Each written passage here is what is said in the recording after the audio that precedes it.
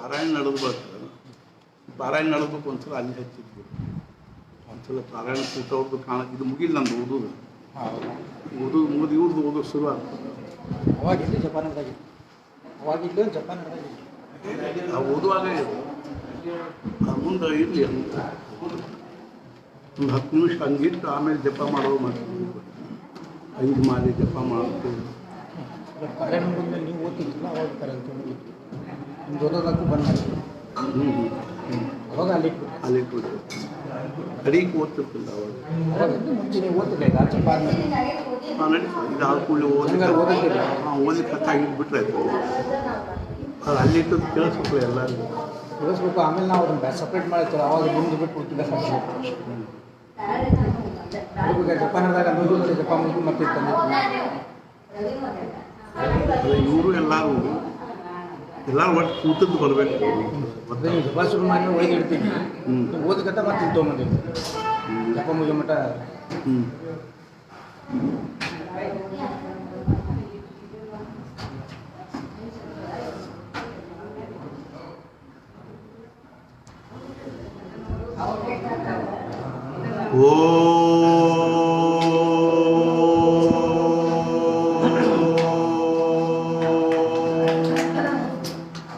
वक्रतुंड महाकाय सूर्यकोटि समप्रभ निर्विघ्नं कुरु मे देव सर्वकार्येषु सर्वदा. ब्रह्मानन्दं परमसुखदं केवलं ज्ञानमूर्तिं द्वन्द्वातीतं गगनसदृशं तत्त्वमस्यादिलक्ष्यम् एकं नित्यं विमलमजलं सर्वधी साक्षिभूतं भावातीतं त्रिगुणरहितं सद्गुरुं तन्नमामि. गुरुर्ब्रह्मा गुरुर्विष्णुः गुरुर्देवो महेश्वरः गुरुस्साक्षात् परब्रह्म तस्मै श्री गुरवे नमः. जयाचा जनी जन्मनामार्गधारा जयाने सदा वासनामात केला. जयाचा मुखी सर्वदा नाम कीर्ती. नमस्कार त्या ब्रह्म चैतन्य मूर्ति सद्गुरुनाथ महाराज की जय. जय जय रघुवीर समर्थ. ಇಂದಿನ ಸ್ವಾಧ್ಯಾಯ ಪ್ರಾರಂಭ ಮಾಡುವ ಮೊದಲು ನಾವು ಪ್ರತಿದಿನದಂತೆ 3 ಮಾಲೆ ಭಗವಂತನ ದಿವ್ಯ ನಾಮದ ಸ್ಮರಣೆ ಮಾಡಿ ಆಮೇಲೆ ನಮ್ಮ ಸ್ವಾಧ್ಯಾಯ ಪ್ರಾರಂಭ.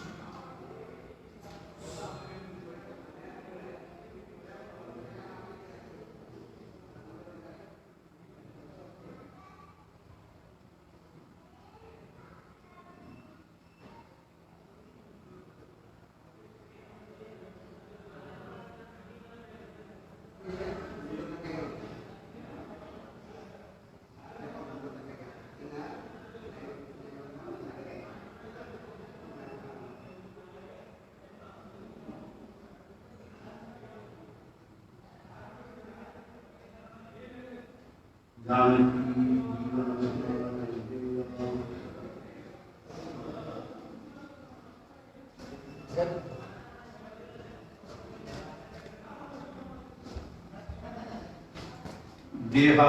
ಕಾಲವೋನಿ ಪ್ರಪಂಚ ಮುಕ್ಷು ಜನಾಲಾಗಿ ಅಧ್ಯಾತ್ಮ ಚರ್ಚಾ ಕರೋನಿ ಬಹುಲೋಕಜೆ ಮೇಳವೀತಿ ನಮಸ್ಕಾರತ್ಯ ಬ್ರಹ್ಮಚೈತನ್ಯಂ ಸದ್ಗುರುನಾಥ ಮಹಾರಾಜ್ ಕಿ ಜೈ ಜೈ ಜೈ ರಘುವೀರ ಸಮರ್ಥ ಸಮರ್ಥ ಸದ್ಗುರು ಶ್ರೀ ಬ್ರಹ್ಮಚೈತನ್ಯ ಮಹಾರಾಜರ ಅನುಗ್ರಹದಿಂದ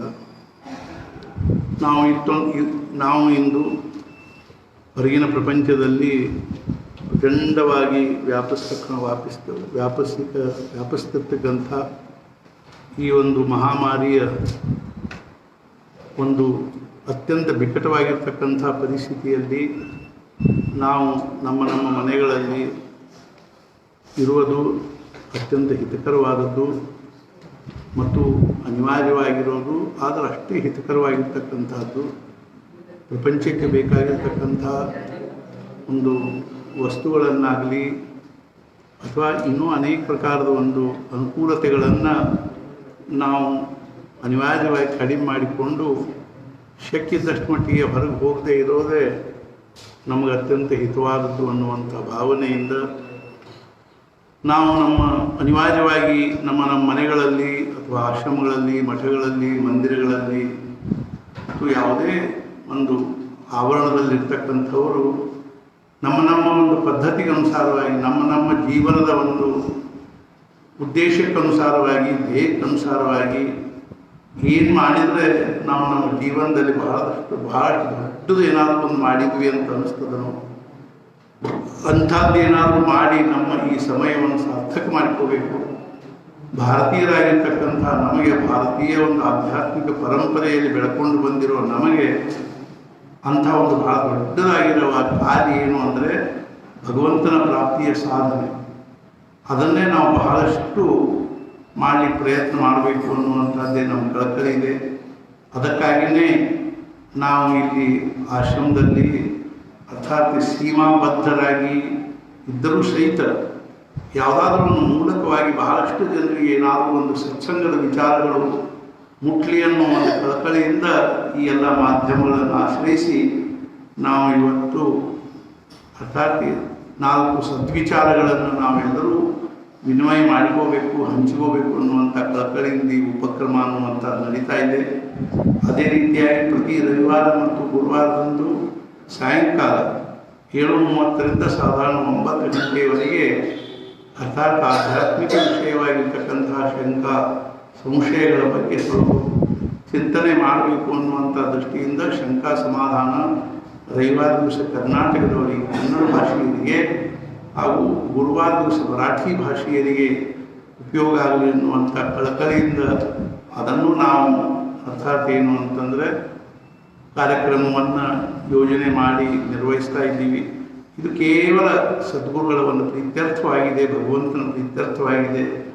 ಮನುಷ್ಯ ಮ್ಯಾಲಿದೆ ಸೋಷಿಯಲ್ ಎನ್ನುವ ಮನುಷ್ಯ ಸಾಮಾಜಿಕ ಪ್ರಾಣಿಯಾಗಿರುವುದರಿಂದ ಸಮಾಜದಲ್ಲಿ ತನ್ನಂತೆಯೇ ಎಲ್ಲರೂ ಸುಖವಾಗಿರಬೇಕು ಅನ್ನುವಂಥ ಭಾವನೆ ಸ್ವಾಭಾವಿಕವಾದದ್ದು. ಅದಕ್ಕನುಸಾರವಾಗಿ ನಮಗೆ ಅನ್ನಿಸ್ತದೆ ಏನು ಅಂದರೆ ನಾವು ಯಾವುದಕ್ಕೆ ಮಹತ್ವ ಕೊಡ್ತೀವೋ, ನಮಗೆಲ್ಲರಿಗೆ ಸಮಾಧಾನ ಅನ್ನಿಸ್ತದನೋ, ನಾವು ಯಾವುದರಿಂದ ನಮ್ಮ ಜೀವನದಲ್ಲಿ ಸಾರ್ಥಕತೆಯ ಭಾವ ಬರ್ತದನೋ ಅದನ್ನು ನಾವು 4 ಮಂದಿಗೆ ಅದನ್ನು ಹಂಚಬೇಕು, ಅದನ್ನು ಅವರೆಲ್ಲರಿಗೂ ಅದರ ಅವಕಾಶ ಮಾಡಿಕೊಡ್ಬೇಕು ಅನ್ನುವಂಥ ಕಳಕಳಿಯಿಂದ ಈ ಸ್ವಾಧ್ಯಾಯ ಅನ್ನುವಂಥದ್ದು ನಡೀತಾ ಇದೆ.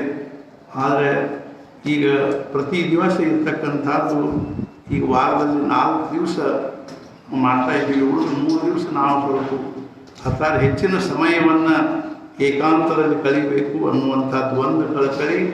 ಅದರ ಜೊತೆಗೇ ಅರ್ಥಾತ್ ಬೆಳಗ್ಗೆಯಲ್ಲಿ 1 ಗಂಟೆಗಟ್ಟಲೆ ಸ್ವಾಧ್ಯಾಯ, ಆಮೇಲೆ ಸಾಯಂಕಾಲ ಗುರುವಾರ ಮತ್ತು ರವಿವಾರ ದಿವಸ ಅಲ್ಲಿ 1-1.5 ತಾಸು ಮಾತಾಡೋದು.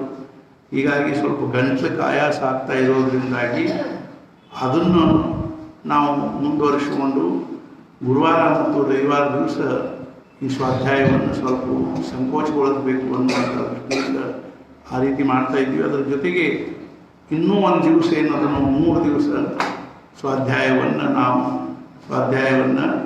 ಅರ್ಥಾತ್ ಏನು ಅಂತಂದರೆ ಆ ಸ್ವಾಧ್ಯಾಯವನ್ನು ನಾವು ಮುಂದುವರಿಸಲಿಕ್ಕೆ ನಮಗೆ ಶಕ್ಯ ಆಗುವುದಿಲ್ಲ ಅಂತಲ್ಲ, ಅದನ್ನು ಮಾಡಬೇಕು ಅನ್ನುವಂಥದ್ದು. ಅಂದರೆ ಸ್ವಾಧ್ಯಾಯವನ್ನು ನಾವು ಅರ್ಥಾತ್ ಅದನ್ನು ಮುಂದುವರ್ಸಂಗಿಲ್ಲ ಅನ್ನೋದನ್ನು, ಸ್ವಾಧ್ಯಾಯವನ್ನು ಅದಕ್ಕೆ ರಜೆ ಹಾಕಬೇಕು ಅನ್ನುವಂಥದ್ದು. ಆಮೇಲೆ ಮುಖ್ಯವಾಗಿ ಇನ್ನೊಂದೇನು ಅಂದರೆ ಏಕಾದಶಿ ದಿವಸ ನಾವು ಬೆಳಿಗ್ಗೆ ಸಾಧಾರಣ ಮುಂಚೆ 10:30 11:30 ಆಗ್ತಿತ್ತು. ಈ ಮುಂದಿನ ಏಕಾದಶಿಯಿಂದ 9:00ವರೆಗೇ ಕೂಡಬೇಕನ್ನುವಂಥದ್ದು. ರಾತ್ರಿ 10:00ವರೆಗೇ 13 ಗಂಟೆ ಏಕಾಂತದಲ್ಲಿರಬೇಕು ಅನ್ನುವಂಥ ದೃಷ್ಟಿಯಿಂದ ಆವತ್ತು 2 ಏಕಾದಶಿ ಸ್ವಾಧ್ಯಾಯಕ್ಕೆ ರಜೆ ಇದೆ. ಮತ್ತು ಅದೇ ರೀತಿಯಾಗಿ ಈಗೇನು ಅಂದರೆ ಬುಧವಾರ, ಗುರುವಾರ ಮತ್ತು ರವಿವಾರ ಈ 3 ದಿವಸ ಸ್ವಾಧ್ಯಾಯದಲ್ಲಿ ನಾವು ಉಪಸ್ಥಿತರಿರಂಗಿಲ್ಲ ನಾವೆಲ್ಲರೂ. ಆದ್ದರಿಂದ ಅದನ್ನೆಲ್ಲರೂ ಸಹಕರಿಸಬೇಕು. ಇವತ್ತು ಸ್ವಲ್ಪ 11 ಗಂಟೆಗೆ ಬರಬೇಕಾಗಿತ್ತು, ಯಾವುದೋ ಕಾರಣವಶಾತ್ ಇವತ್ತು ವಿಳಂಬ ಆಗ್ತಾ ಇದೆ. ಆದರೂ ಸಹಿತ ಸ್ವಲ್ಪ ನಾವು ಸ್ವಾಧ್ಯಾಯ ಮಾಡಬೇಕು ಅನ್ನುವಂಥ ಕಳಕಳಿಯಿಂದ ಪ್ರಾರಂಭ ಮಾಡ್ತಾ ಇದ್ದೀವಿ. ನಾವು ಎಲ್ಲ ಸದ್ಭಕ್ತರಲ್ಲಿ ಅತಿ ಕಳಕಳಿಯಿಂದ ಪ್ರಾರ್ಥನೆ ಮಾಡೋದೇನು ಅಂದರೆ, ಈಗ ನಾವು ಮಾಡಬೇಕಾಗಿರೋ ಇದೇ ಒಂದು ಪರಮ ಪುರುಷಾರ್ಥ ಅಂತ ತಿಳ್ಕೊಂಡು ನಾವು ಈ ದಿನಗಳ ಒಂದೊಂದು ನಿಮಿಷವನ್ನು ನಾವು ಭಗವಂತನ ನಾಮಸ್ಮರಣೆ, ಉಪಾಸನೆ, ಸ್ವಾಧ್ಯಾಯ, ಸಚ್ಚಿಂತನೆ ಇತ್ಯಾದಿಗಳಲ್ಲೇ ನಾವು ಕಳಿಬೇಕು. ಅಂದರೆ ಇದೇನು ನಮಗೆ ಆಯುಷ್ಯ ತುಂಬ ಇರುವಂಥದ್ದಲ್ಲ. ಆಮೇಲೆ ನಮಗೆ ಆಯುಷ್ಯ ತುಂಬ ಸಾರ್ಥಕತೆ ಅನ್ನಿಸ್ತದೆ. ಆಗಿನ ಸಮಯವನ್ನು ನಾವು ಸಾರ್ಥಕ ಮಾಡಿಕೊಂಡಿವಿ ಅನ್ನುವಂಥ ಭಾವದಿಂದ ನಮಗೆಲ್ಲರಿಗೂ ಸಮಾಧಾನ ಆಗ್ತದೆ ಅನ್ನುವಂಥ ದೃಷ್ಟಿಯಿಂದ ನಾವು ಕಳಕಳಿಯಿಂದ ಪ್ರಾರ್ಥನೆ ಮಾಡ್ತಾ ಇದ್ದೀವಿ. ಎಲ್ಲರೂ ಇದರೊಳಗೆ ನೀವು ಭಾಗವಹಿಸ್ತಾ ಇದ್ದೀರಿ. ಸಾವಿರಾರು ಜನರು ಪ್ರತಿ ದಿವಸ ಭಾಗವಹಿಸ್ತಾರೆ ಅನ್ನುವಂಥ ಮಾತನ್ನು ಹೇಳ್ತಿರ್ತಾರೆ ನಮಗೆ. ಆದ್ದರಿಂದ ಬಹಳ ಸಂತೋಷ ಆಗ್ತದೆ. ಈಗ ನಾನು ಇದನ್ನು ಓದ್ತೀನಿ ಮತ್ತು ಈವರೆಗೆ ಓದಿರ್ತಕ್ಕಂಥ ಪುಸ್ತಕಗಳನ್ನು ನೀವು ಮತ್ತೊಂದು ಸಲ ಶ್ರವಣ ಮಾಡಲಿಕ್ಕೆ ಅನುಕೂಲ ಇದ್ದವರು ಶ್ರವಣ ಮಾಡಬೇಕು. ಶ್ರವಣ ಮಾಡಲಿಕ್ಕೆ ಅನುಕೂಲ ಇಲ್ಲದೇ ಇರುವವರು ಓದಿ ಅದನ್ನು ಅಥವಾ ವಿಷಯವನ್ನು ತಿಳ್ಕೊಳ್ಳಿಕ್ಕೆ ಪ್ರಯತ್ನ ಮಾಡಬೇಕಾಗಿ ವಿನಂತಿ. ಶ್ರೀರಾಮ ಸಮರ್ಥ. ಡಾಕ್ಟರ್ ಕುರ್ತಕೋಟಿಯವರು ಈ ಶತಮಾನದಲ್ಲಿಯೇ ವೇದಾಂತದ ಒಬ್ಬ ದೊಡ್ಡ ಪಂಡಿತರಾಗಿರುವುದು. ಅವರನ್ನು ಇನ್ನೊಬ್ಬ ವೇದಾಂತಾಚಾರ್ಯರು ವೇದಾಂತದಲ್ಲಿ ತಮ್ಮ ಅಧಿಕಾರವು ಎಷ್ಟು ದೊಡ್ಡದಿರುತ್ತದೆ ಎಂಬುದು ಸರ್ವವಿದಿತವೇ ಇರುತ್ತದೆ. ಹೀಗಿದ್ದರೂ ಶಾಸ್ತ್ರದ ಅಧ್ಯಯನದಿಂದ ತಮಗೆ ಏನೂ ಪ್ರಾಪ್ತವಾಗಿಲ್ಲವೆಂದು ಅನ್ನುತ್ತೀರಿ, ಅದು ಹೇಗೆ ಎಂದು ಕೇಳಲು ಡಾಕ್ಟರ್ ಕುರ್ತಕೋಟಿಯವರು ಶಾಂತವಾಗಿ, ಇಲ್ಲವೇಕೆ, ಶಾಸ್ತ್ರದ ಅಧ್ಯಯನದಿಂದ ಸಮಾಧಾನ ಪ್ರಾಪ್ತವಾಗುವುದಿಲ್ಲವೆಂಬುದನ್ನು ನಾನು ಶಾಸ್ತ್ರಾಧ್ಯಯನ ಮಾಡಿಯೇ ತಿಳಿದುಕೊಂಡಿರುತ್ತೇನೆ. ವೇದಾಂತ ವಿದ್ಯೆ ಆಗಿರುತ್ತದೆ. ಆ ವಿದ್ಯೆಯ ಪರಮೋತ್ಕರ್ಷವು ಸದ್ಗುರು ಶ್ರೀ ಬ್ರಹ್ಮಚೈತನ್ಯ ಮಹಾರಾಜರಲ್ಲಿ ನನಗೆ ನೋಡಲು ಸಿಕ್ಕಿತು. ಅಲ್ಲಿ ನನ್ನ ಶಾಸ್ತ್ರಾಧ್ಯಯನವು ಲಜ್ಜಿತವಾಯಿತು. ಭಗವಂತನ ಅನುಸಂಧಾನದ ಹೊರತಾಗಿ ಸಮಾಧಾನ ಪ್ರಾಪ್ತವಾಗುವುದಿಲ್ಲವೆಂಬುದು ನಿಶ್ಚಿತವಾಯಿತು ಎಂದು ಹೇಳಿದರು. ಸಾಮಾನ್ಯವಾಗಿ ಜಗತ್ತಿನಲ್ಲಿ ಎಲ್ಲ ದೇಶಗಳಲ್ಲಿ ಭಗವಂತನ ಅನುಸಂಧಾನದ ಸಾಧನೆಯಿಂದ ಭಗವಂತನ ದರ್ಶನ ಹೊಂದಿದ ಜನರು ಆಗಿ ಹೋಗಿರುತ್ತಾರೆ. ಅವರಲ್ಲಿ ಕೆಲವರು ಅನುಸಂಧಾನದಿಂದ ತಮ್ಮ ಅಂತಃಕರಣದಲ್ಲಿ ಆದ ಪರಿವರ್ತನೆಯನ್ನು ವರ್ಣನೆ ಮಾಡಿರುತ್ತಾರೆ. ಆ ವರ್ಣನೆಯಲ್ಲಿ ಸಾಧಕರಿಗೆ ಉಪಯೋಗವಾಗುವಂಥ ವಚನಗಳಿರುತ್ತವೆ. ಅವುಗಳ ಲಾಭ ಪಡೆದುಕೊಳ್ಳಬೇಕೆಂಬ ಉದ್ದೇಶದಿಂದ ಒಂದು ಚಿಕ್ಕ ವಚನ ಸಂಗ್ರಹವನ್ನು ಇಲ್ಲಿ ಕೊಡಲಾಗಿದೆ. ಈ ವಚನಗಳಿಂದ 2 ಪ್ರಕಾರದಿಂದ ಉಪಯೋಗವಾಗುತ್ತದೆ. ನಮಗೆ ಮಾರ್ಗದರ್ಶನವಾಗುವುದು ಒಂದು ಉಪಯೋಗವಾದರೆ, ಅವುಗಳನ್ನು ಕುರಿತು ಚಿಂತನ ಮನನ ಮಾಡುವುದು 2ನೇ ಉಪಯೋಗವಾಗಿದೆ. ಕೆಲವು ವಚನಗಳ ಮರಾಠಿ ಭಾಷಾಂತರವನ್ನು ಕೊಡಲಾಗಿದೆ.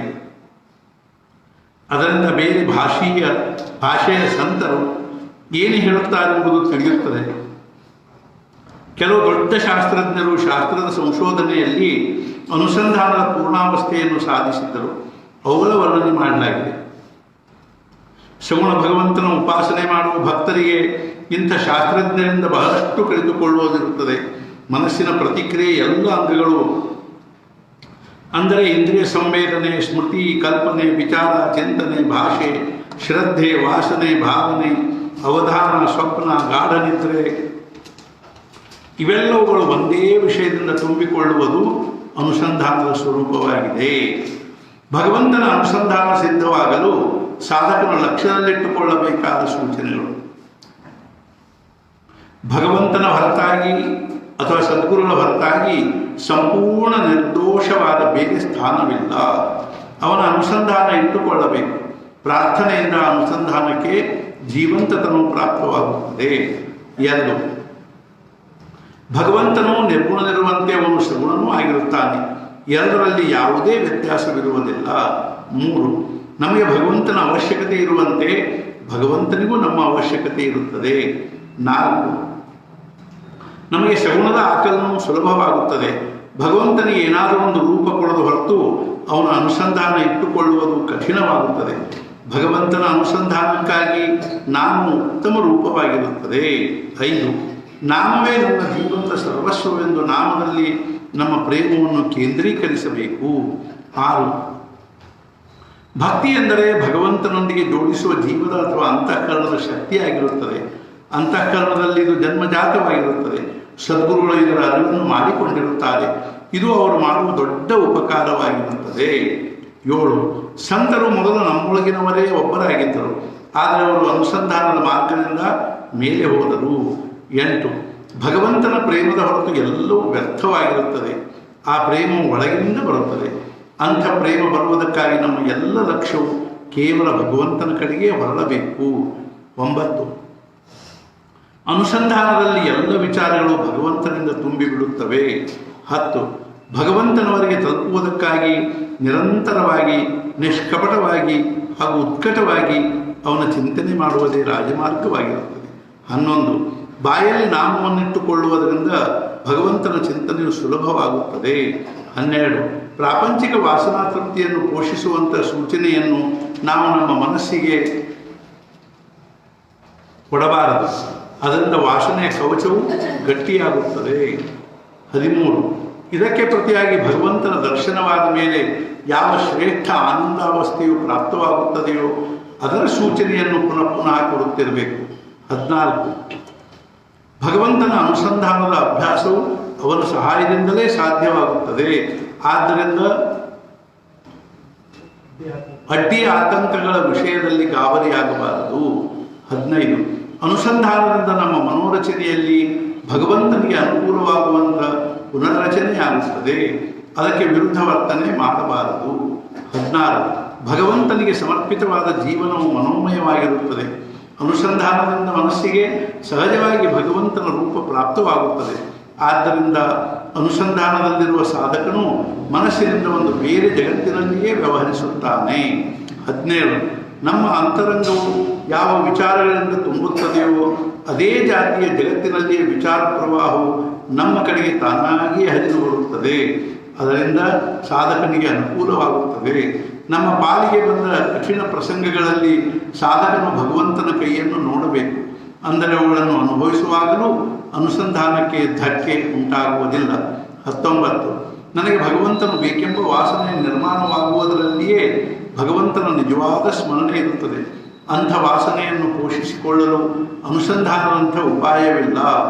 20, ಅನುಸಂಧಾನವು ದೃಢವಾಗಲು ಮನಸ್ಸನ್ನು ಸಂಶಯರಹಿತ ಮಾಡಬೇಕಾಗುತ್ತದೆ.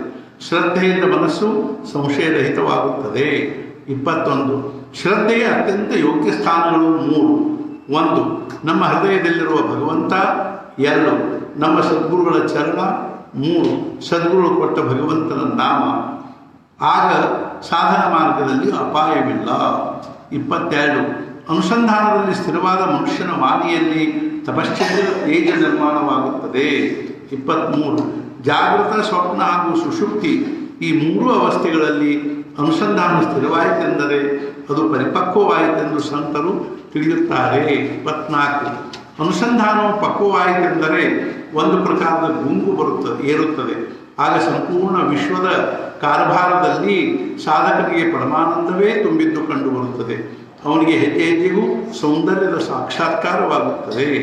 25, ಭಗವಂತನ ಸ್ಮರಣೆಯಲ್ಲಿ ಪ್ರಾರಂಭವಾದ ಅನುಸಂಧಾನವು ಕ್ರಮಕ್ರಮವಾಗಿ ದೇಹಭಾನವನ್ನು ನುಂಗಿ ಹಾಕುತ್ತದೆ. ಕೊನೆಗೆ ಆನಂದವೊಂದೇ ಉಳಿಯುತ್ತದೆ. ಜಾನಕಿ ಜೀವನ ಸ್ಮರಣ ಜಯ ಜಯ ರಾಮ್ ಶ್ರೀರಾಮ ಸಮರ್ಥ. ಸಾಮಾನ್ಯವಾದ ನಿತ್ಯದ ಶಬ್ದಗಳ ಪರಿಣಾಮವೂ ಕೂಡ ನಮ್ಮ ವೃತ್ತಿಗಳ ಮೇಲೆ ಉಂಟಾಗಿ ಆ ಶಬ್ದಗಳ ಭಾವವು ನಮ್ಮ ಮನಸ್ಸಿನಲ್ಲಿ ಜಾಗೃತವಾಗುತ್ತದೆ. ಅಂದ ಮೇಲೆ ಭಗವಂತನ ನಾಮದಿಂದ ಭಗವಂತನ ಪ್ರೇಮ ಏಕೆ ತಾನೇ ಬರುವುದಿಲ್ಲ? ಶ್ರೀರಾಮ ಸಮರ್ಥ ವಚನ ಸಂಗ್ರಹ ಶ್ರೀ ಜ್ಞಾನದೇವ್. ಜ್ಞಾನದೇವ ರಮ್ಯ ರಮಲೆ ಸಮಾಧಾನ ಹರಿಕೆ ಚಿಂತನ ಸರ್ವಕಾಲ. ಅರ್ಥ: ಶ್ರೀ ಜ್ಞಾನದೇವರು ಅನ್ನುವುದೇನೆಂದರೆ ಹರಿಯ ಚಿಂತನೆಯಿಂದ ಅತ್ಯಂತ ರಮ್ಯ ಸಮಾಧಾನದಲ್ಲಿ ರಮಿಸುತ್ತಿರುವೆ. 2. ಪಾಂಡವಾಸಿ ಸದಾಕಾಳಿ ಕೃಷ್ಣ ರಾಹಿಲ ಧವಳಿ ಜ್ಞಾನದೇವ ಹೃದಯ ಕಮಳಿ ತೈಸಾಚಿ ಸ್ಥಿರಾವಲ. ಶ್ರೀ ಜ್ಞಾನದೇವರು ಅನ್ನುವುದೇನೆಂದರೆ ಪಾಂಡವರ ಹತ್ತಿರ ಭಗವಂತನು ನಿರಂತರ ಇರುವಂತೆ ನನ್ನ ಹೃದಯ ಕಮಲದಲ್ಲಿಯೂ ಸ್ಥಿರವಾಗಿ ಇರುವನು. ಬಾಪ ರಕುಮಾ ದೇವಿವರ ವಿಠಲ ತುಳಸಿ ಆಣ ಕಾಯ ವಾಚ ಚಿತ್ತ ಚರಣಿ ಠೇವಿಲೇಸೆ ಗಹಾಣ. ರಕುಮಾದೇವಿ ವರನಾದ ಹೇ ವಿಠಲ, ನಿನ್ನ ಆಣೆಗೂ ನಾನು ನನ್ನ ತನು ಮನವಾಣಿಗಳನ್ನು ನಿನ್ನ ಪಾದದಲ್ಲಿ ಅಡವಿಟ್ಟಿರುತ್ತೇನೆ. 4.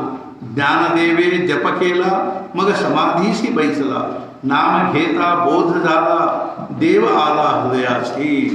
ಜ್ಞಾನದೇವರು ಜಪ ಮಾಡಿ ಸಮಾಧಿ ಹಚ್ಚಿಕೊಂಡು ಕುಳಿತರು. ನಾಮಸ್ಮರಣೆ ಮಾಡುತ್ತಾ ಭಗವಂತನ ಹೃದಯದಲ್ಲಿಯೇ ಪ್ರಾಪ್ತವಾದನು. 5.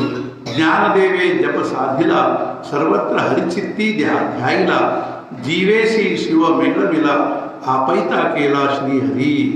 ಜ್ಞಾನದೇವರು ಅನ್ನುವುದೇನೆಂದರೆ ಜಪದಿಂದ ಸರ್ವವ್ಯಾಪಿಯಾದ ಹರಿಯನ್ನು ಚಿತ್ತದಲ್ಲಿ ಧ್ಯಾನಿಸತೊಡಗಿದನು. ಭಗವಂತನು ತಾನಾಗಿಯೇ ಜೀವರೊಂದಿಗೆ ಶಿವನನ್ನು ಜೋಡಿಸಿಕೊಟ್ಟನು. 6. ಜಾಗೃತಿ ಸ್ವಪ್ನ ಸುಷುಪ್ತಿ ನಾಟವೇ ಪಾಹಕ ರೂಪ ಆನಂದಿ ಆನಂದ ಸಾಠವೇ. ಜಾಗೃತ ಸ್ವಪ್ನ ಹಾಗೂ ಸುಷುಪ್ತಿಗಳು ಮರೆತು ಹೋದವು. ಭಗವಂತನ ರೂಪ ನೋಡಲು ಆನಂದವೇ ಆನಂದ ತುಂಬಿಕೊಂಡಿತು. 7. ಮದ ಬೋಲೋ ನೈ ಐಸೆ ಕೇಲೆ ಮಗ ಮನ ಮುನ್ಮನಿ ಬೋಧಲೆ ಬಾಪ ರಕುಮಾದೇವಿ ವರು ವಿಠಲೆ ತಿಥೆ ನೇರೆ ಮೀ ಮಾರ್ಲೆ. ಮನಸ್ಸು ಉನ್ಮನಿ ಭಾವ ಹೊಂದಿ ಏನೂ ಮಾತನಾಡದಂತಾಗಿದೆ. ರಕುಮಾದೇವಿ ವರನಾದ ವಿಠಲ್ನಲ್ಲಿ ನಾನು ತನ್ಮಯನಾಗಿ ಹೋದೆನು. ಡೋಳ ಬಯಸಲೆ ಹೃದಯ ಸ್ಥಿರಾವಲೆ ಮನ ಮುಠಿ ತೇಥೂನಿ ಕಾಹಿ ಕೇಳ. ಕಣ್ಣು ಮುಚ್ಚಿದವು, ಮನಸ್ಸು ಹೃದಯದಲ್ಲಿ ಸ್ಥಿರವಾಯಿತು. ಅದು ಅಲ್ಲಿಂದ ಏನು ಮಾಡಿದರೂ ಹೊರಬರುವುದಿಲ್ಲ. ಯೋಗಿಯ ಮುನಿಜನ ಧ್ಯಾನಿ ತೇ ಸುಖ ಆಸನಿ ಶಯನಿ ಹರಿಸುಖ ಭಾವಲೇದೆ. ಯೋಗಿಗಳಿಗೂ ಮುನಿಗಳಿಗೂ ಧ್ಯಾನದಿಂದ ಪ್ರಾಪ್ತವಾಗುವ ಭಗವತ್ ಸುಖವು ನನಗೆ ನಿಂತಲ್ಲಿ ಕುಳಿತಲ್ಲಿ ಪ್ರಾಪ್ತವಾಯಿತು. ಬಾಪ ರಕುಮಾದೇವಿ ವರು ವಿಠಲೆ ಅನುಸಂಧಾನ ರಾತ್ರಂದಿನ ಲೀನ ಬ್ರಹ್ಮಸ್ಥಿತಿ. ರಕುಮಾದೇವಿ ವರನಾದ ವಿಠಲನ ಅನುಸಂಧಾನದಿಂದ ರಾತ್ರಂದಿವಸ ಬ್ರಹ್ಮಸ್ಥಿತಿಯಲ್ಲಿ ಲೀನನಾಗಿರುವೆ. ಶ್ರೀರಾಮ ಸಮರ್ಥ.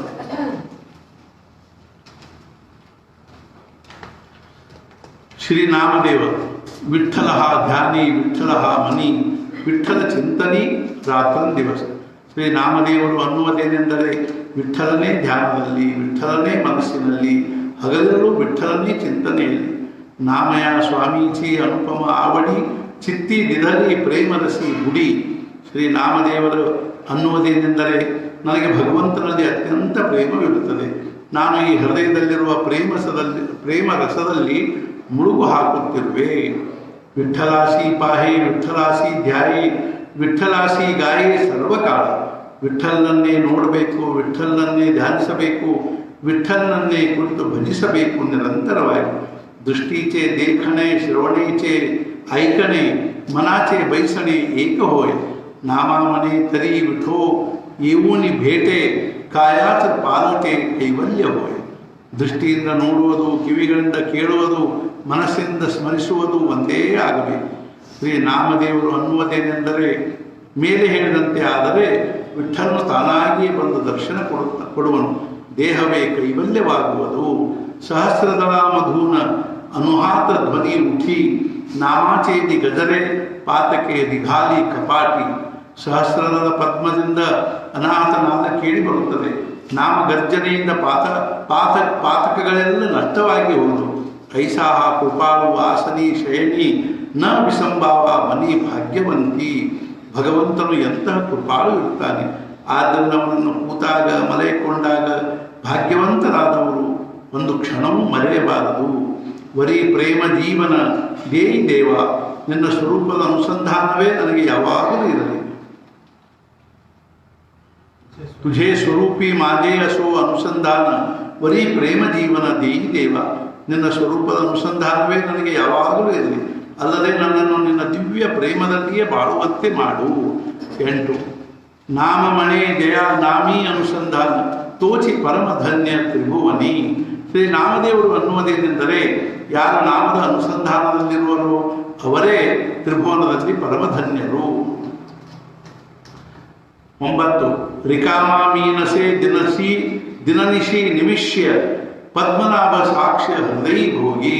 ನಾನು ಹಗಲಿರುಳು ಒಂದು ನಿಮಿಷ ಕೂಡ ಸುಮ್ಮನಿರುವುದಿಲ್ಲ, ಇದಕ್ಕೆ ಹೃದಯದಲ್ಲಿರುವ ಪದ್ಮನಾಭನೇ ಸಾಕ್ಷಿಯಾಗಿರುತ್ತಾನೆ. ನಾಮಾಜಪೆ ಠಿಯೂನಿ ಚಿತ್ತ ಅಖಂಡ ಚರಣಿ ಧಾರ ರಥ ಪುರಲೆ ಆಮುಚೆ ಮನೋರಥ ಸರ್ವ ಕೃತಾರ್ಥ ಪೈಧಾಲು. ಶ್ರೀ ನಾಮದೇವರು ಅನ್ನುವುದೇನೆಂದರೆ, ಭಗವಂತನಲ್ಲಿ ಚಿತ್ತವನ್ನಿಟ್ಟು ಅವನ ನಾಮವನ್ನು ಜಪಿಸುವುದರಿಂದ ಮನಸ್ಸು ಅವನ ಪಾದಗಳಲ್ಲಿ ಅಖಂಡ ತೊಡಗಿರುತ್ತದೆ. ನನ್ನ ಮನೋರ್ಥಗಳೆಲ್ಲ ಪೂರ್ಣವಾದವು, ನಾನು ಎಲ್ಲ ದೃಷ್ಟಿಯಿಂದ ಕೃತಾರ್ಥನಾದನು. ವಾಟೆ ಮದ ಸರ್ವ ದ್ಯಾವೇ ತುಜೆ ಹಾತಿ ನಾಮರೂಪ ವೃತ್ತಿ ಸಹಿತ ಮನ.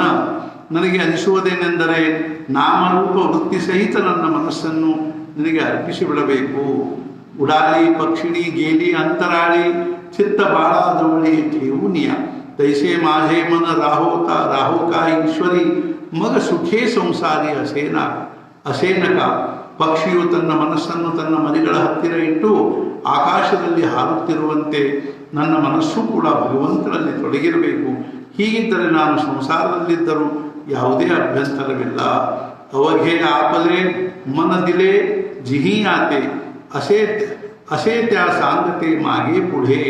ನಾನು ನನ್ನ ಸಂಪೂರ್ಣ ಮನಸ್ಸನ್ನು ಯಾರ ಕೈಯಲ್ಲಿ ಕೊಟ್ಟಿರುವೆನೋ ಅವನು ನಿರಂತರ ನನ್ನ ಹಿಂದೆ ಮುಂದೆ ಇದ್ದೇ ಇರುತ್ತಾನೆ. ಜಾನಕಿ ಜೀವನ ಸ್ಮರಣ ಜಯ ಜಯ ರಾಮ್.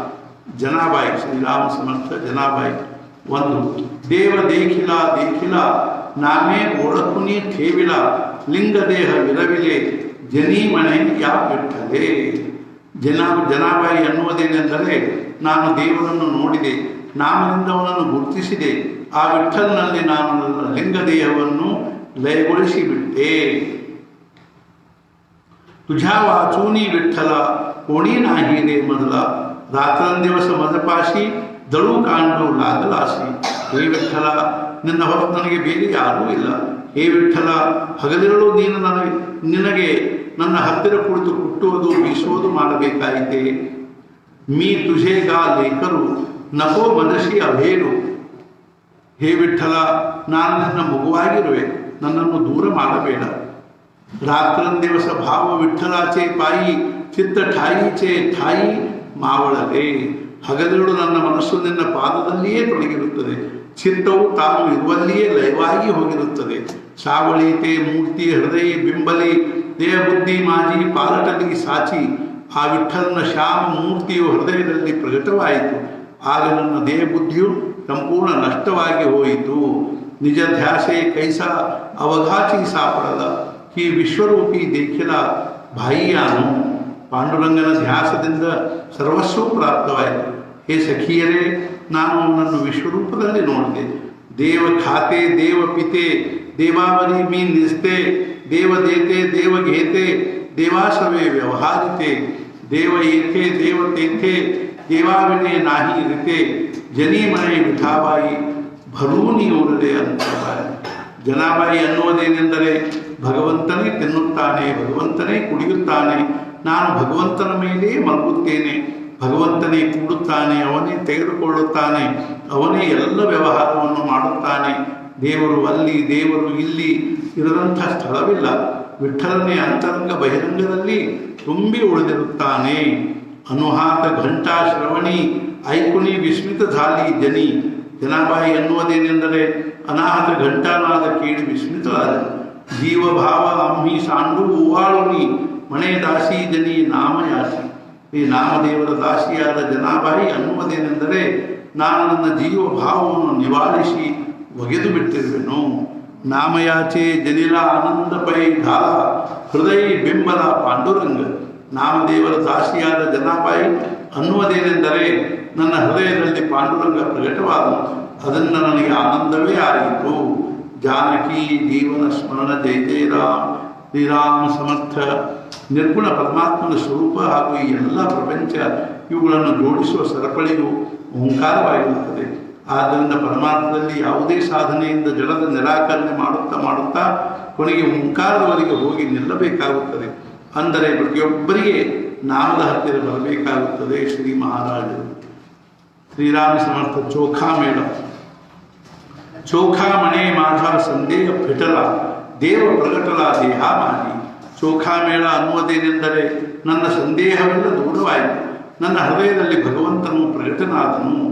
ಓಂಗಳ ವಾಸನ ಟಾಕಿಲಿ ದಾಳೋನಿ ಘಾತಲಿ ಚರಣಿ ಮಿಠಿ ದೇವ, ವ್ಯರ್ಥ ವಾಸನೆಗಳನ್ನೆಲ್ಲ ಸುಟ್ಟು ಹಾಕಿದೆನು ಹಾಗೂ ನನ್ನ ಪಾದಗಳನ್ನು ಗಟ್ಟಿಯಾಗಿ ಹಿಡಿದುಕೊಂಡೆನು.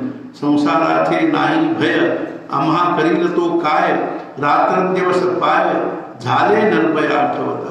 ನಮಗೆ ಸಂಸಾರದ ಭಯವಿಲ್ಲ, ಅದು ನಮಗೆ ಏನು ತಾನೇ ಮಾಡುತ್ತದೆ. ಹಗಲಳು ಭಗವಂತನ ಚರಣ ಕಮಲಗಳನ್ನು ಸ್ಮರಿಸುತ್ತಾ ನಿರ್ಭಯನಾದ. ಸರ್ವ ಇಂದ್ರಿಯಾಂಚಿ ಬಾಂಧೋನಿಯ ಮೋಟ ಥೇವಿಲೆ ನಿಕಟ ವಿಠೂ ಪಾಶಿ. ಎಲ್ಲ ಇಂದ್ರಿಯಗಳ ಗಂಟನ್ನು ಕಟ್ಟಿ ಭಗವಂತನ ಹತ್ತಿರ ಇಟ್ಟು ಬಿಟ್ಟಿರುವೆ. ಅಖಂಡ ಚಿಂತನ ಮಾನಸಿ ತೋಚಿ ಆವಡೆ ದೇವಾಸಿ ಯಾಪರತೆ ಸಾಧನಾಸಿ ದುಜೆ ಮಾನಸಿ ಧರುನಕ. ಮನಸ್ಸಿನಲ್ಲಿ ಮಾಡುವ ಅಖಂಡ ಚಿಂತನೆಯು ಭಗವಂತನಿಗೆ ರುಚಿಸುತ್ತದೆ. ಇದಕ್ಕೆ ಹೊರತಾಗಿ ಬೇರೆ ಸಾಧನೆ ಇದೆ ಎಂಬುದನ್ನು ಮನಸ್ಸಿನಲ್ಲಿ ಯೋಚಿಸಲೇಬಾರದು. ನಾಮಾಚೆ ಚಿಂತನ ಹೇಚಿ ಮಾಜೆ ಅನುಷ್ಠಾನ ಯಾಪರತೆ ಸಾಧನ ನ ಕಳೆ ಕಾಯಿ. ಅಖಂಡ ಸಮಾಧಿ ನಾಮಾಚ ಚಿಂತನೆ ನಾಮದ ಚಿಂತನೆ ನನ್ನ ಅನುಷ್ಠಾನ. ಇದರ ಹೊರತು ಬೇರೆ ಯಾವ ಸಾಧನೆಯೂ ನನಗೆ ತಿಳಿಯುವುದಿಲ್ಲ. ನಾಮದ ಚಿಂತನೆಯಲ್ಲಿ ಅಖಂಡ ಸಮಾಧಿ ಪ್ರಾಪ್ತವಾಗುತ್ತದೆ. ಶ್ರೀರಾಮ ಸಮರ್ಥ ಸದ್ಗುರುನಾಥ ಮಹಾರಾಜ್ ಕಿ ಜೈ. ಜೈ ಜೈ ರಘುವೀರ ಸಮರ್ಥ. ಸಮರ್ಥ ಸದ್ಗುರು ಶ್ರೀ ಬ್ರಹ್ಮಚೈತನ್ಯ ಮಹಾರಾಜರ ಅನುಗ್ರಹದಿಂದ, ಸದ್ಗುರು ಶ್ರೀ ಬ್ರಹ್ಮಾನಂದ ಮಹಾರಾಜರ ಅನುಗ್ರಹದಿಂದ, ಸದ್ಗುರುಗಳ ಒಂದು ದಿವ್ಯ ಸಾನ್ನಿಧ್ಯದಲ್ಲಿ ನಾವು ಮಾಡ್ತಕ್ಕಂಥ ಈ ಒಂದು ಪಾಠವನ್ನು ಅರ್ಥಾತ್ ಸ್ವಾಧ್ಯಾಯವನ್ನು ನಾವು ಶ್ರವಣ ಮಾಡಿದ್ವಿ. ಈಗ ಇಲ್ಲಿ ಕೂತಿರ್ತಕ್ಕಂಥ ಎಲ್ಲ ನಾವು ಆಶ್ರಮವಾಸಿಗಳು ಸೇರಿಕೊಂಡು ಯಾವುದಾದ್ರೂ ಒಂದು ಪುಸ್ತಕವನ್ನು ಪಾರಾಯಣ ಮಾಡ್ತಾ ಇರ್ತೀವಿ. ಅದು ಪ್ರತಿಯೊಬ್ಬರಿಗೂ ಬೇರೆ ಬೇರೆಯಾಗಿ ಅವರವ್ರ ಮುಂದೆ ಮೈಕೆಟ್ಟು ಮಾಡಿ ವಗೈರೆ ಇತ್ಯಾದಿ ಈ ರೀತಿಯಾಗಿ ಇದನ್ನು ಈ ಮೂಲಕವಾಗಿ ಎಲ್ಲರಿಗೂ ಮುಟ್ಟಿಸೋದು ಶಕ್ಯವಾಗುವುದಿಲ್ಲ. ಆದರೆ ಇವತ್ತೊಂದು ದಿವಸ ನಾವಿಲ್ಲಿ ಕೂತವ್ರು ಎಲ್ಲರೂ ನಿಮಗೆಲ್ಲರಿಗೂ ನಾವು ಇಲ್ಲಿ ಕೂತಿರೋದು ಅರ್ಥಾತ್ ಏನು ಅಂದರೆ ಕಾಣಬೇಕು ಅನ್ನುವಂಥ ಒಂದು ಭಾವನೆಯಿಂದ ಇದನ್ನು ಎತ್ತಿ ಅಲ್ಲಿಡ್ತಾರೆ. ನಾವೆಲ್ಲರೂ ಪಾರಾಯಣ ಮಾಡೋದನ್ನ ನೀವೆಲ್ಲರೂ ಸ್ವಲ್ಪ ಹೊತ್ತು ನೋಡಬೇಕಾಗಿ ವಿನಂತಿ. ಇವತ್ತು ಪ್ರತಿ ದಿವಸ ನಾವು ಜ್ಞಾನೇಶ್ವರಿಯ 5ನೇ ಅಧ್ಯಾಯವನ್ನು ಓದ್ತಾ ಇರ್ತೀವಿ.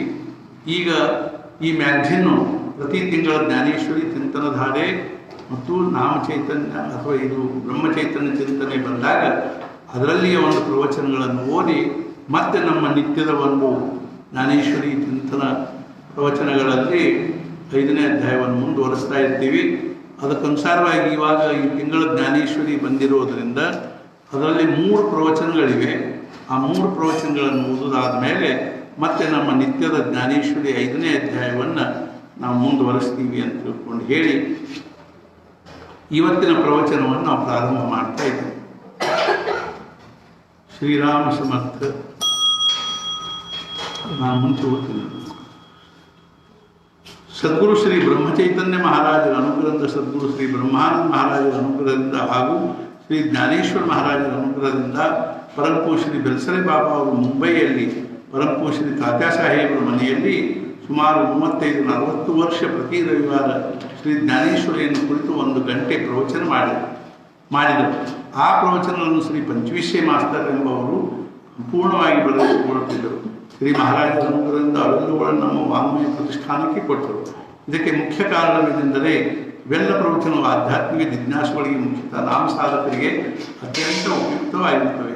ಇದೇ ಭಾವನೆಯಿಂದ ನಾವು ಈ ಪ್ರವಚನಗಳನ್ನು ಜ್ಞಾನೇಶ್ವರ ಚಿಂತನಧಾರೆ, ಬ್ರಹ್ಮಚೈತನ್ಯ ಚಿಂತನೆ ಹಾಗೂ ನಾಮಚೈತನ್ಯವೆಂಬ ಮಾಸಿಕ ಹಾಗೂ ತ್ರೈಮಾಸಿಕ ಪತ್ರಿಕೆಗಳ ಮೂಲಕ ಪ್ರಕಟಿಸುತ್ತಾ ಬಂದಿರುತ್ತೇವೆ.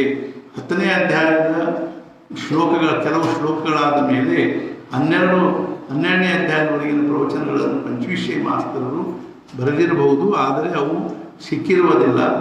ಆದ್ದರಿಂದ ಅವು ನಮಗೆ ಸಿಗಲಿಲ್ಲ. ಆದರೂ ಅವುಗಳನ್ನು ಹೇಗಾದರೂ ಬರೆಯಬೇಕೆಂಬ ಉದ್ದೇಶವಿರುತ್ತದೆ. ಕಳೆದ ಅನೇಕ ದಿನಗಳಿಂದ ಅನೇಕ ಕಾರಣಗಳಿಂದಾಗಿ 12ನೇ ಅಧ್ಯಾಯ ಪ್ರಾರಂಭ ಮಾಡಲು ಶಕ್ಯವಾಗಿರಲಿಲ್ಲ. ಶ್ರೀ ಮಹಾರಾಜರ ಅನುಗ್ರಹದಿಂದ ಈಗ ಪ್ರಾರಂಭಿಸಿರುತ್ತೇವೆ. ಈ ಅಧ್ಯಾಯದಲ್ಲಿ 40 ಪ್ರವಚನಗಳಿರುತ್ತವೆ. ಇದಾದ ಮೇಲೆ ಕ್ರಮವಾಗಿ 13, 14ನೇ ಅಧ್ಯಾಯಗಳನ್ನು ಪ್ರಾರಂಭಿಸುತ್ತೇವೆ. ವಾಚಕರು ಅವೆಲ್ಲವುಗಳನ್ನು ಅವಶ್ಯವಾಗಿ ಓದಬೇಕೆಂಬುದು ನಮ್ಮ ಕಳಕಳಿಯ ಪ್ರಾರ್ಥನೆಯಾಗಿರುತ್ತದೆ. ಶ್ರೀ ಮಹಾರಾಜರು ಸರ್ವ ವಾಚಕರನ್ನು ಅನುಗ್ರಹಿಸಿದೆಂದು ಪ್ರಾರ್ಥಿಸುತ್ತೇನೆ. ತಮ್ಮ ಸದ್ಗುರು ವಿಧೇಯ ದತ್ತಾವಧೂತ.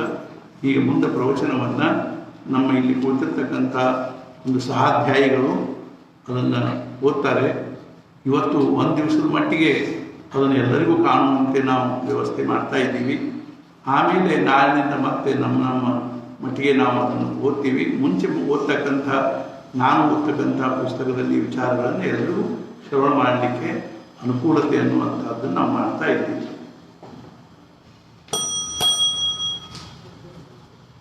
ಯಾರು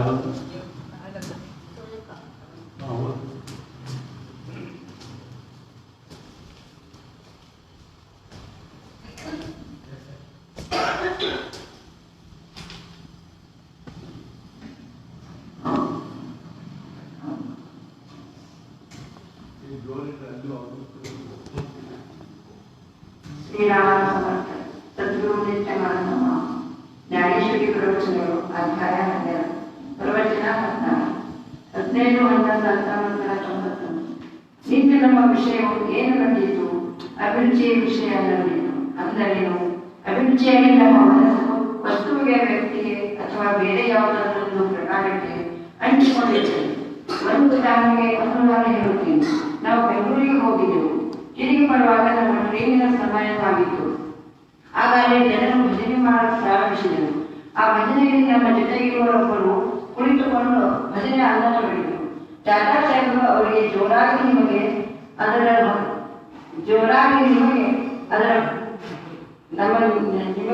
ಅದರ ಹೊರತು ಸ್ವಸ್ಥತೆ ಅನಿಸುತ್ತಿಲ್ಲವೇ?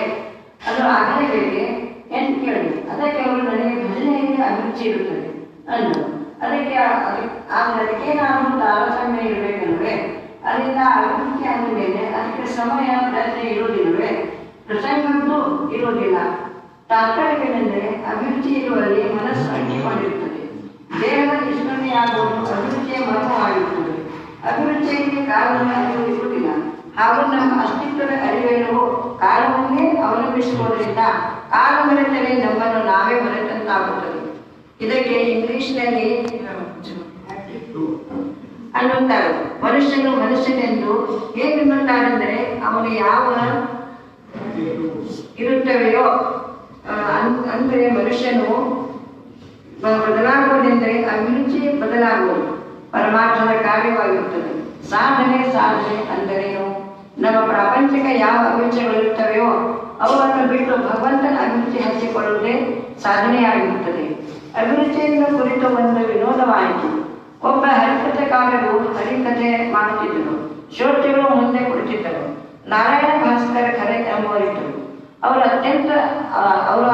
ಅನಂತ ದ್ವಾರಕೇಶ ಶಂಕರಾಚಾರ್ಯರು ಅವರು ಬಹಳ ದೊಡ್ಡ ವಿದ್ವಾನ್ ಆಗಿದ್ದರು. ಮಂತ್ರಶಾಸ್ತ್ರಗಳನ್ನು ಕುರಿತು ಅವರದೊಂದು ಗ್ರಂಥವೇ ಇರುತ್ತದೆ. ಅದರಲ್ಲೊಂದು ಪದವಿರುತ್ತದೆ. ಹರಿ ತುಜಿ ಅವಡಿ ಮಜಲ ದೇವಿ ಕೃಪಾ ಕಟಾಕ್ಷ ಪಾವೂನಿ ಮಜೆ ಕಡೆ ಅಹಂ ಮಮತಾ ನೇಯಿ. ಹರಿಕಥೆಕಾರರು ಈ ಪದವನ್ನು ಮತ್ತೆ ಮತ್ತೆ ಅನ್ನುತ್ತಿದ್ದರು. ಹರಿ ತುಜಿ ಅವಡಿ ಮಜಲಾ ದೇವಿ, ಹರಿ ತುಜೆ ಅವಡಿ ಮಜಲಾ ದೇವಿ. ಅದೇ ಪದವನ್ನು 10-15 ಬಾರಿ ಹೇಳಿ ಒಬ್ಬನು ಎದ್ದು ನಿಂತು ಕೂಡುವುದಿಲ್ಲ. ಇದನ್ನೇನು ದೂರ್ತತನದ ನಡೆಸಿರುವಿರಿ ಅನ್ನಲು ಹರಿಕಥೆಕಾರ ಗಾಬರಿಯಾಗಿ ನಿಮಗೇನಾಯಿತು ಎಂದು ಕೇಳಿದರು. ಅದಕ್ಕೊಂದು ನನ್ನ ಹೆಸರು ಹರಿ ಹಾಗೂ ನನ್ನ ಹೆಂಡತಿ ಹೆಸರು ಅವಡಿ ಇರುತ್ತದೆ ಎಂದು ಸಿಟ್ಟಿನಿಂದ ಬರುತ್ತಾ ಎಲ್ಲರ ಜನರ ಕಡೆಗೆ ಮುಖ ಮಾಡಿ, ನೀವೇ ನೋಡ್ರಿ, ಇವಾಗ ನನ್ನ ಹೆಂಡತಿಯನ್ನು ಕೇಳುತ್ತಿರುವನು, ಇವಾಗೇನಾದರೂ ಮರ್ಯಾದೆ ಇರುತ್ತದೆಯೇ ಅನ್ನಲು. ಅಷ್ಟು ನಾವು ಯಾವ ಸಾಧನೆ ಮಾಡುತ್ತೇವೆಯೋ ಆ ಸಾಧನೆಯಲ್ಲಿ ನಮ್ಮ ಪ್ರಗತಿ ಎಷ್ಟು ಆಗಿರುತ್ತದೆ ಎಂಬುದನ್ನು ನೋಡಬೇಕಾದ್ರೆ ನಮ್ಮ ಸದ್ಗುರುಗಳಿಗೆ ಏನು ಸೇರುತ್ತದೆಯೋ ಅದು ನಮಗೆ ಸೇರತೊಡಗಿದೆ ಅಂದರೆ ನಮ್ಮ ಗಾಡಿ ಸರಿಯಾಗಿ ನಡೆಯುತ್ತದೆ ಎಂದು ತಿಳ್ಕೊಳ್ಳಬೇಕು. ಆದರೆ ಯಾರಿಗೆ ಸದ್ಗುರುಗಳು ದೇಹಭಾವದಲ್ಲಿ ಪ್ರಾಪ್ತವಾಗಿರುವುದಿಲ್ಲವೋ ಅವ್ರು ಏನು ಮಾಡಬೇಕು? ಜ್ಞಾನೇಶ್ವರ ಮಹಾರಾಜರು, ಏಕನಾಥ ಮಹಾರಾಜರು, ಶ್ರೀ ಸಮರ್ಥರು ಮುಂತಾದ ಸತ್ಪುರುಷರು ತಮ್ಮ ಗ್ರಂಥಗಳಲ್ಲಿ ಸತ್ಪುರುಷನ ಲಕ್ಷಣಗಳು ಹೇಳುತ್ತಾರೆ. ಆ ಲಕ್ಷಣಗಳು ನಮಗೆ ಸೇರತೊಡಗಿದವೆಂದರೆ ನಮ್ಮ ಪ್ರಗತಿ ಸರಿಯಾಗಿ ನಡೆದಿರುತ್ತದೆ ಎಂದು ತಿಳಿಯಬೇಕು. ನಾವು ಪ್ರತ್ಯಕ್ಷ ನೋಡಿದ ಅನುಭವಿಸಿದ ಒಂದು ಅಪ್ರತಿಮ ಉದಾಹರಣೆ ಹೇಳುತ್ತೇನೆ. ಈ ದಿವಾಕರರಾವ್ ಅವರ ಅಜ್ಜ ಇದ್ದರು, ಅವರ ದಿನಕರ್ ಅವರ ಅಜ್ಜ ಇದ್ದರು. ಅವರ ಹೆಸರು ಬಾಬು ಸಾಹೇಬ್ ಕೇತ್ಕರ್. ಅವರು ಪ್ರತಿ ದಿವಸ ಸಾಯಂಕಾಲ ಹಂಚಿನ ಮೇಲೆ ಜುಣಕ ತಿನ್ನುತ್ತಿದ್ದರು. ಆಗ ನಾನು ಇದ್ದರೆ ಅವರು ನನಗೆ ತನ್ನ ತಟ್ಟೆಯಲ್ಲಿ ಸ್ವಲ್ಪ ಜುಣಕ ಕೊಡುತ್ತಿದ್ದರು. ನಾನು ಅದನ್ನು ಪ್ರೇಮದಿಂದ ತಿನ್ನುತ್ತಿದ್ದೆನು. ನಾನು ಅವರಿಗೆ, ಬಾಬು ಸಾಹೇಬ್, ನೀವು ಪ್ರತಿ ದಿವಸ ಈ ಜುಣಕ ತಿನ್ನುತ್ತೀರಲ್ಲ, ಇದೇನಿದು ಎಂದು ಕೇಳಲು ಅದಕ್ಕೆ ಅವರು, ಇದು ಮಹಾರಾಜರಿಗೆ ಸೇರುತ್ತಿತ್ತು, ಆದ್ದರಿಂದ ಇದನ್ನು ನಾನು ತಿನ್ನುತ್ತೇನೆ ಅಂದರು. ಈಗ ಇನ್ನು ಎರಡನೇದಾಗಿ ಜಾತಾಶಯದ ಪ್ರಸಂಗ ಹೇಳುತ್ತೇನೆ. ಅವರು ಟೋಪಿಗೆ ಹಾಕಿಕೊಳ್ಳುತ್ತಿದ್ದರು. ಒಮ್ಮೆ ಕಾಶಿಕರಿಗೆ ಟೋಪಿಗೆ ತರಲು ಹೇಳಿದರು. ಆಗ ದತ್ತೋಪಂತ ಕಾಶಿಕರು ಟೋಪಿಗೆ ತೆಗೆದುಕೊಂಡು ಬಂದರು. ಅವರು ಕರಿ ಟೋಪಿಗೆ ತಂದಿದ್ದರು. ಆಗ ಜಾತಾಶಯರು, ಇದು ಬೇಡ, ಬ್ರೌನ್ ಅಥವಾ ಬೇರೆ ಯಾವುದಾದ್ರೂ ಬಣ್ಣದ ಟೋಪಿಗೆ ತೆಗೆದುಕೊಂಡು ಬಂದಿರಿ. ಕಾರಣವೇನೆಂದರೆ ಮಹಾರಾಜರೇ ಕರಿ ಬಣ್ಣ ಸೇರುತ್ತಿರಲಿಲ್ಲ ಅಂದರು. ಎಷ್ಟೊಂದು ಸಾಮಾನ್ಯ ಸಂಗತಿಗಳಾಗಿರುತ್ತವೆ. ಆದರೆ ಗಮನದಲ್ಲಿಟ್ಟುಕೊಳ್ಳಬೇಕಾದ ಸಂಗತಿ ಏನೆಂದರೆ ವಾಸನೆಯಿಂದಲೇ ಅಭಿರುಚಿ ನಿರ್ಮಾಣವಾಗುತ್ತದೆ. ನಮ್ಮ ವಾಸನೆಗಳು ಬದಲಾಗವೆಂದು ಯಾವಾಗ ತಿಳಿದುಕೊಳ್ಳುವುದು? ನಮ್ಮ ಅಭಿರುಚಿ ಬದಲಾಗವೆಂದರೆ ನಾವು ವಾಸನೆ ಬದಲಾದವೆಂದು ತಿಳಿಯಬೇಕು. ನಮ್ಮ ಸದ್ಗುರುಗಳಿಗೆ ಸೇರುವಂಥದ್ದು ನಮಗೆ ಸೇರತೊಡಗಿದೆಂದರೆ ಪ್ರಗತಿ ಆಗಿದೆ ಎಂದು ತಿಳಿಯಬೇಕು. ಇದು ವಿಚಾರ ಮಾಡಿ ಬರಬಾರದು. ತಾವಾಗೇ ಒಳಗಿನಿಂದ ಹಾಗೆ ಅನಿಸಬೇಕು. ಅತ್ಯಂತ ಪ್ರೇಮದಿಂದ ವಿನೋದದಿಂದ ಹೇಳುತ್ತೇನೆ, ಮಹಾರಾಜರಿಗೆ ಗಟ್ಟಿಯಾದ ಹುಳಿ ಮೊಸರು ಸೇರುತ್ತಿತ್ತು. ಅದು ನಿಮಗೆ ಸೇರತೊಡಗಿದೆಂದರೆ ಪ್ರಗತಿಯಾಗುತ್ತಿರುತ್ತದೆ ಎಂದು ತಿಳಿಯಬೇಕು. ಶ್ರೀ ಜ್ಞಾನೇಶ್ವರ ಮಹಾರಾಜರು ಭಕ್ತಿ ಲಕ್ಷಣವನ್ನು ಹೇಳಿರುವರು. ಈಗ ಅವರು ಮುಂದೆ ಅನ್ನುವುದೇನೆಂದರೆ, ಐಶ್ಯ ಅನನ್ಯ ಯೋಗೆ ವಿಘ್ನೇ ಜೀವೆ ಮನೆ ಆಗಿ ತಯಾಂಚೆ ಕಾಯಿ ಏಕ ಸಾಗೆ ಜಯ ಸರ್ವ ಭೀ ಕರಿ. ಹೇಗೆ ಅನನ್ಯ ಯೋಗದಿಂದ ಜೀವ ಮನಸ್ಸು ದೇಹದಿಂದ ನನಗೆ ಮಾರಿಕೊಂಡಿರುವುದರಿಂದ ಎಲ್ಲ ನಾನೇ ಮಾಡುವೆನು. ಭಗವಂತನು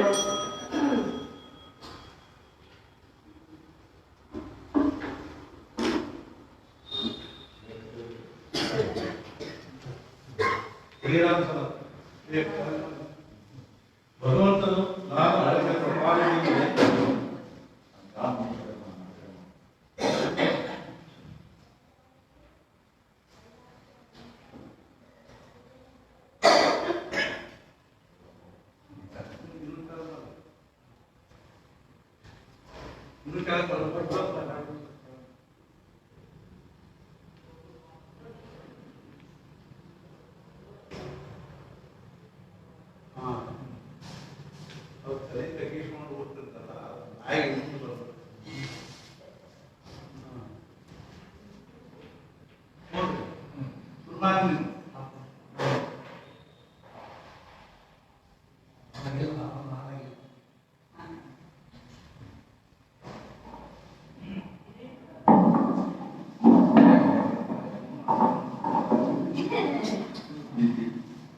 ಶ್ರೀರಾಮನ ಮಾತು.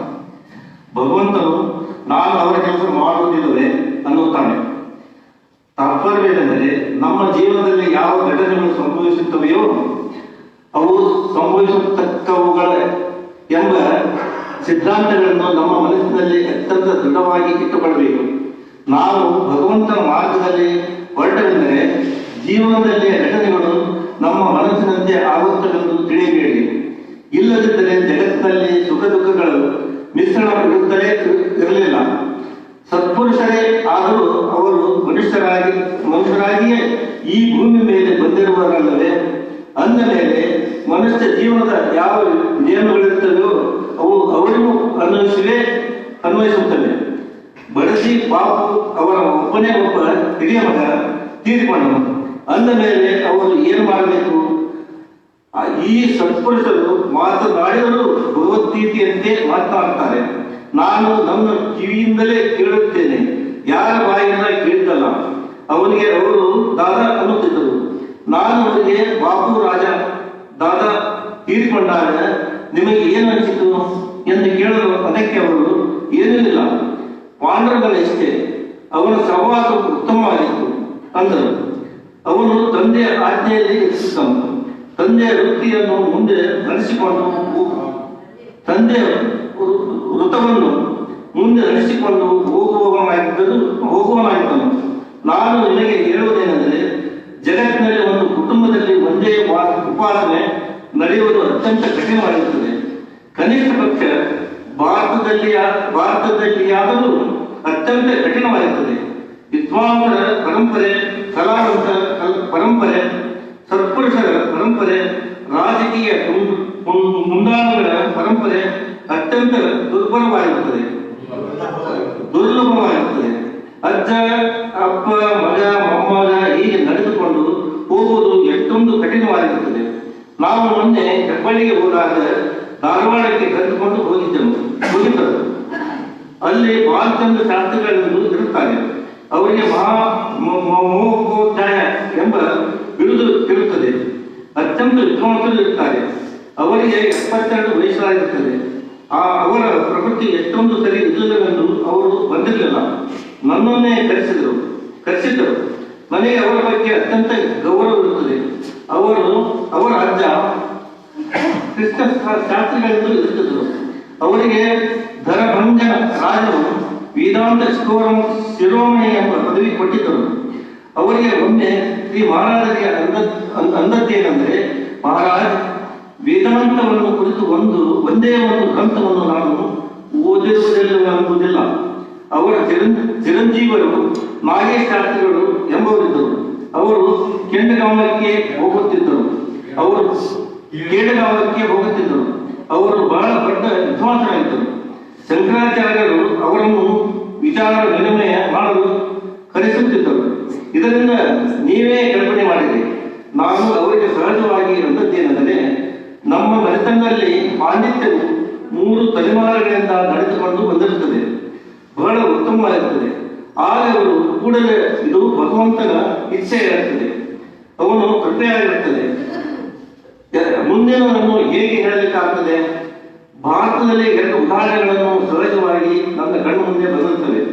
ಒಂದು ಮಹೇಂದ್ರನಾಥ್ ಠಾಗೂರ್, ರವೀಂದ್ರನಾಥ್ ಠಾಗೂರ್. 2 ಮೋತಿಲಾಲ್ ನೆಹರು, ಜವಾಹರ್ಲಾಲ್ ನೆಹರು. ಆ ಹೆಣ್ಣುಮಗಳ ಬಗ್ಗೆ ರಾಜಕೀಯ ಬಂದಾಳು ಎಂಬ ದೃಷ್ಟಿಯಿಂದ ನನ್ನ ಅಭಿಪ್ರಾಯವು ಉತ್ತಮವಾಗಿರುವುದಿಲ್ಲ. ಪೇಶ್ವೆಯವರು ಏನಾಯಿತು ನೋಡಿರಿ, ಛತ್ರಪತಿ ಶಿವಾಜಿಯದು ಏನಾಯಿತು ನೋಡಿರಿ. ಇದೆಲ್ಲವೂ ಶೋಕಾಂಕಿತವಾಗಿರುತ್ತದೆ. ತಾತ್ಪರ್ಯವೆಂದರೆ, ನಾನು ಭಕ್ತರ ವಿಷಯದಲ್ಲಿ ಏನು ಮಾಡುವುದಿಲ್ಲ ಎಂದು ಅನ್ನುವ ಆ ಭಗವಂತನು ಅವರ ಜೀವನದ ಜವಾಬ್ದಾರಿಯನ್ನು ತನ್ನ ಮೇಲೆ ತೆಗೆದುಕೊಳ್ಳುತ್ತಾನೆ.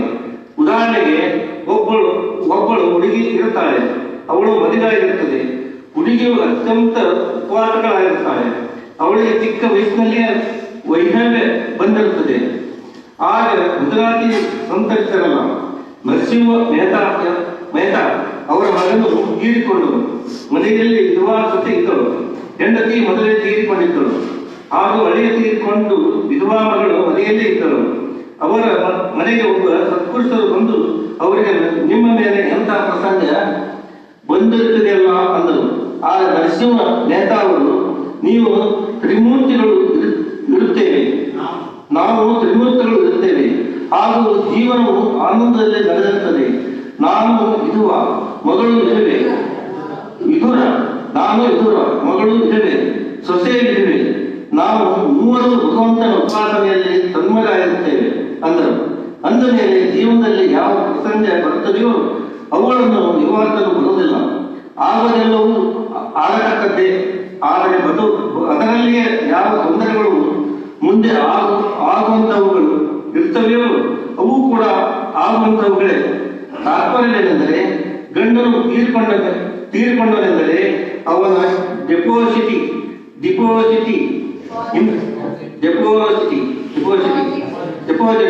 ಇನ್ಶೂರೆನ್ಸ್ ಫಂಡ್, ಪೆನ್ಷನ್ ಮುಂತಾದವುಗಳು ಹೆಂಡತಿಗೆ ಸಿಗಬೇಕೆಂದು ಜನರು ಪ್ರಯತ್ನ ಮಾಡುತ್ತಾರೆ ಹಾಗೂ ಸಿಗುವಂತೆ ಮಾಡಿಕೊಡುತ್ತಾರೆ. ಇದರ ಬಗ್ಗೆ ಯಾರಿಗೂ ಏನು ಹೇಳದಿದ್ದರೂ ಜನರು ತಾವಾಗಿಯೇ ಮಾಡುತ್ತಾರೆ.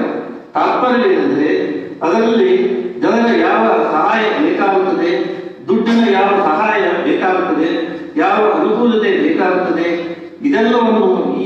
ಆ ಭಗವಂತನೇ ಮಾಡುತ್ತಾನೆ. ಇದೆಲ್ಲವನ್ನು ಸರಿಯಾಗಿ ತಿಳಿದುಕೊಳ್ಳುವುದರಲ್ಲಿಯೇ ವೈಶಿಷ್ಟ್ಯ ಇರುತ್ತದೆ. ನಾನು ಅತ್ಯಂತ ನಮ್ರತೆಯಿಂದ ಹೇಳುವುದೇನೆಂದರೆ, BA MA ಕ್ಲಾಸ್ಗಳಿಗೆ ನಾನು ಭಗವದ್ಗೀತೆ ಕಲಿಸಿರುತ್ತೇನೆ ಮತ್ತು ಉತ್ತಮವಾಗಿ ಕಲಿಸಿರುತ್ತೇನೆಂಬುದು ನನ್ನ ಅಭಿಪ್ರಾಯವಾಗಿರುತ್ತದೆ. ಅಲ್ಲದೆ ವಿದ್ಯಾರ್ಥಿಗಳದ್ದು ಅಭಿಪ್ರಾಯವಾಗಿರುತ್ತದೆ. ಆದರೆ ಅದರಲ್ಲಿ ಯಾವ ಅನನ್ಯಾಸ್ಥಿತ ಎಂತೋ ಮಾ ಎಂಬ ಶ್ಲೋಕವಿರುತ್ತದೆ. ಅದರಲ್ಲಿ ನಿತ್ಯಾಭಿಯುಕ್ತಾನಾಂ ಯೋಗಕ್ಷೇಮಂ ಮಹಾಮಹಂ ಎಂದು ಇರುತ್ತದೆ. ಅದನ್ನು ಕುರಿತು ಭಗವಂತನು ಅನ್ನುವುದೇನೆಂದರೆ, ನಾನು ಅವನ ಚರಿತ್ರಾರ್ಥ ನಡೆಸುತ್ತೇನೆ. ಯೋಗಕ್ಷೇಮ ಮಹಾಮೃತಂ ಮಹಾಮ್ಯಹಂ. ಅದರ ಅರ್ಥವನ್ನು ಶಂಕರಾಚಾರ್ಯರು ಹೇಗೆ ಮಾಡಿರುವುದೆಂದರೆ, ಯೋಗ ಅಂದರೆ ಯಾವುದು ಇರುವುದಿಲ್ಲವೋ ಅದು ಪ್ರಾಪ್ತವಾಗುವುದು, ಹಾಗೂ ಕ್ಷೇಮ ಅಂದರೆ ಯಾವುದು ಇರುತ್ತದೆಯೋ ಅದನ್ನು ಕಾಯ್ದುಕೊಳ್ಳುವುದು. ತಾತ್ಪರ್ಯವೆಂದರೆ, ನಮ್ಮ ಮನೆಯಲ್ಲಿ ಗೋದ್ರೇಜದ ಕಪಾಟು ಇರುವುದಿಲ್ಲ, ಅದನ್ನು ಪ್ರಾಪ್ತ ಮಾಡಿಕೊಳ್ಳುವುದು ಹಾಗೂ ಅದರ ಸಂರಕ್ಷಣೆ ಮಾಡುವುದು. ಆದರೆ ನಾವು ಏನು ತಿಳಿದುಕೊಳ್ಳುತ್ತೇವೆಂದರೆ, ಯಾವುದು ಇರುವುದಿಲ್ಲವೋ ಅದು ಬರುತ್ತದೆ ಹಾಗೂ ಅವನು ಒಂದೊಂದರ ಸಂರಕ್ಷಣೆ ಮಾಡುತ್ತಾನೆ.